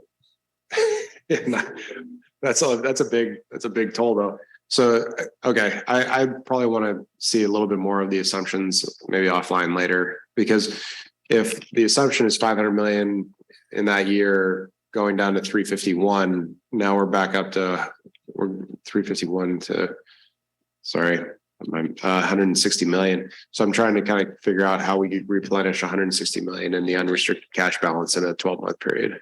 Yeah. So that's why I'd like to just understand that Sure. assumption a little bit more, but that'd be helpful for me. Because some of these other things do play in as far as your other earlier pay downs, then that reduces those debt payments. And so it kind of compounds on itself. So yes, I can certainly go through the details. That'd be good. Thanks. Mr. Chair, before you proceed to the next slide, Amy, would you clarify on that $137 million from San Joaquin Hills to Foothill Eastern? Yes. So it is a loan. So in 2014, when the San Joaquin Hills was restructuring its debt, Yes. it had received 120 million from Foothill and agreed to pay that back plus interest. That's what that number represents. Thank you. Okay. And so here's San Joaquin Hills cash flow forecasts, same setup, showing you the forecasted cash balances at the end of each of those years, the target liquidity reserve, and these balances also exceed those liquidity reserve amounts. And the assumptions that go into the San Joaquin Hills numbers is funding the Catalina View project and ongoing non-operating costs that occur each year, totaling 86 million over the period shown here. Also, early debt paydown of the 294 million that we talked about. And in this case, it's an outflow of funds. It's the repayment of 137 million to the Foothill Eastern. And so in summary, all of the strategic initiatives that have been presented to you today are in line with the finance goal and objectives. We'll be able to fund our capital improvement program with cash. We'll be able to save the agencies hundreds of millions in interest with the early pay down of bonds. And then, of course, we've implemented policies and we'll continue to look at other policies that protect the agencies and support the strong credit ratings we have. And then, of course, the full transparency of our finances is very important as well. And so that concludes my presentation, and I'd be happy to answer any additional questions that you may have. Yeah, we'll talk later about that one. I just want to understand the assumptions better. Sure. Anyone else? I mean, this is great. It really is compared to where we were just a few years ago. The amount of pay down, the strong financial positions, the ability to make sure we're not extending maturity dates. I mean, it's just a totally different dynamic. So it's good. Right. Thanks. Yep, go ahead, Director Reynolds. Presentations. We have our environmental team looking for money for the wildlife fence. Can we use some of our unrestricted cash for that, or is that something that's been discussed? So I imagine we can afford it. Yes, we can. I think the thought there is that since we have done what was our obligation already, or the majority of it by building the fence that we already did, which was through those funds that we're talking about here today, that, to continue on and go above and beyond in our requirements, it would be something that might make sense to look for entities who are really looking to spend that money on those types of projects. One more.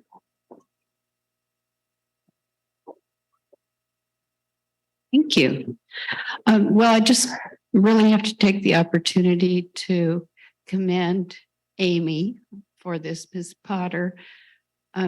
You have guided us and have provided a blueprint for us to go forward and save millions and millions of dollars. And I'm always just so impressed with your ability to guide us that way and to present these various opportunities.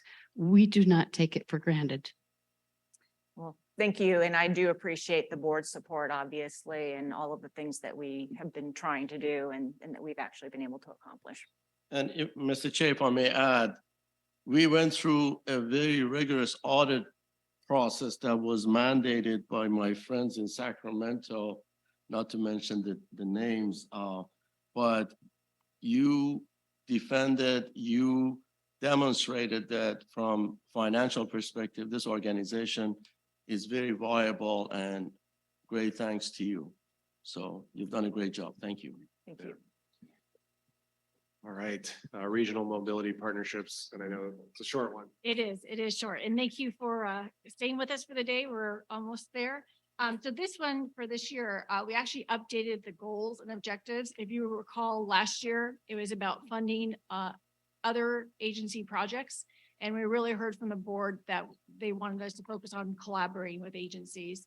So we updated the goal to continue supporting the mobility needs of South Orange County for movement of goods and people. And then with the objectives of collaborating with our member agencies and transportation partners to support regional mobility, and then ensuring that all of our activities are in alignment with our board's priorities and then the regional efforts and programs. Our partnerships will improve regional mobility. We want to make sure we optimize the usage of the toll roads and then build positive perceptions of the agencies and relationships. So I wanted to open it up to the directors to see if you wanted to entertain the agencies from possibly considering outside requests to support financially other projects, or if you still want us to focus on just being a collaborator with other member agencies and regions. And we can have a discussion later on, but I just want to put that out there before we bring the draft plan to the board. Yeah. I mean, I can say I remain pretty consistent on this one. I don't want to do this for San Joaquin. I'd rather be a collaborator, but anyway, Director Kelly. Yes, I want to just remind our board members of the Las Patronas Parkway Extension project and what a opportunity that is for collaboration to really get that piece of regional mobility into place.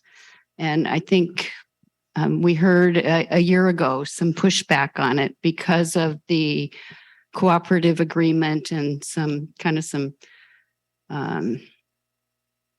not hard feelings, but just frustration over that.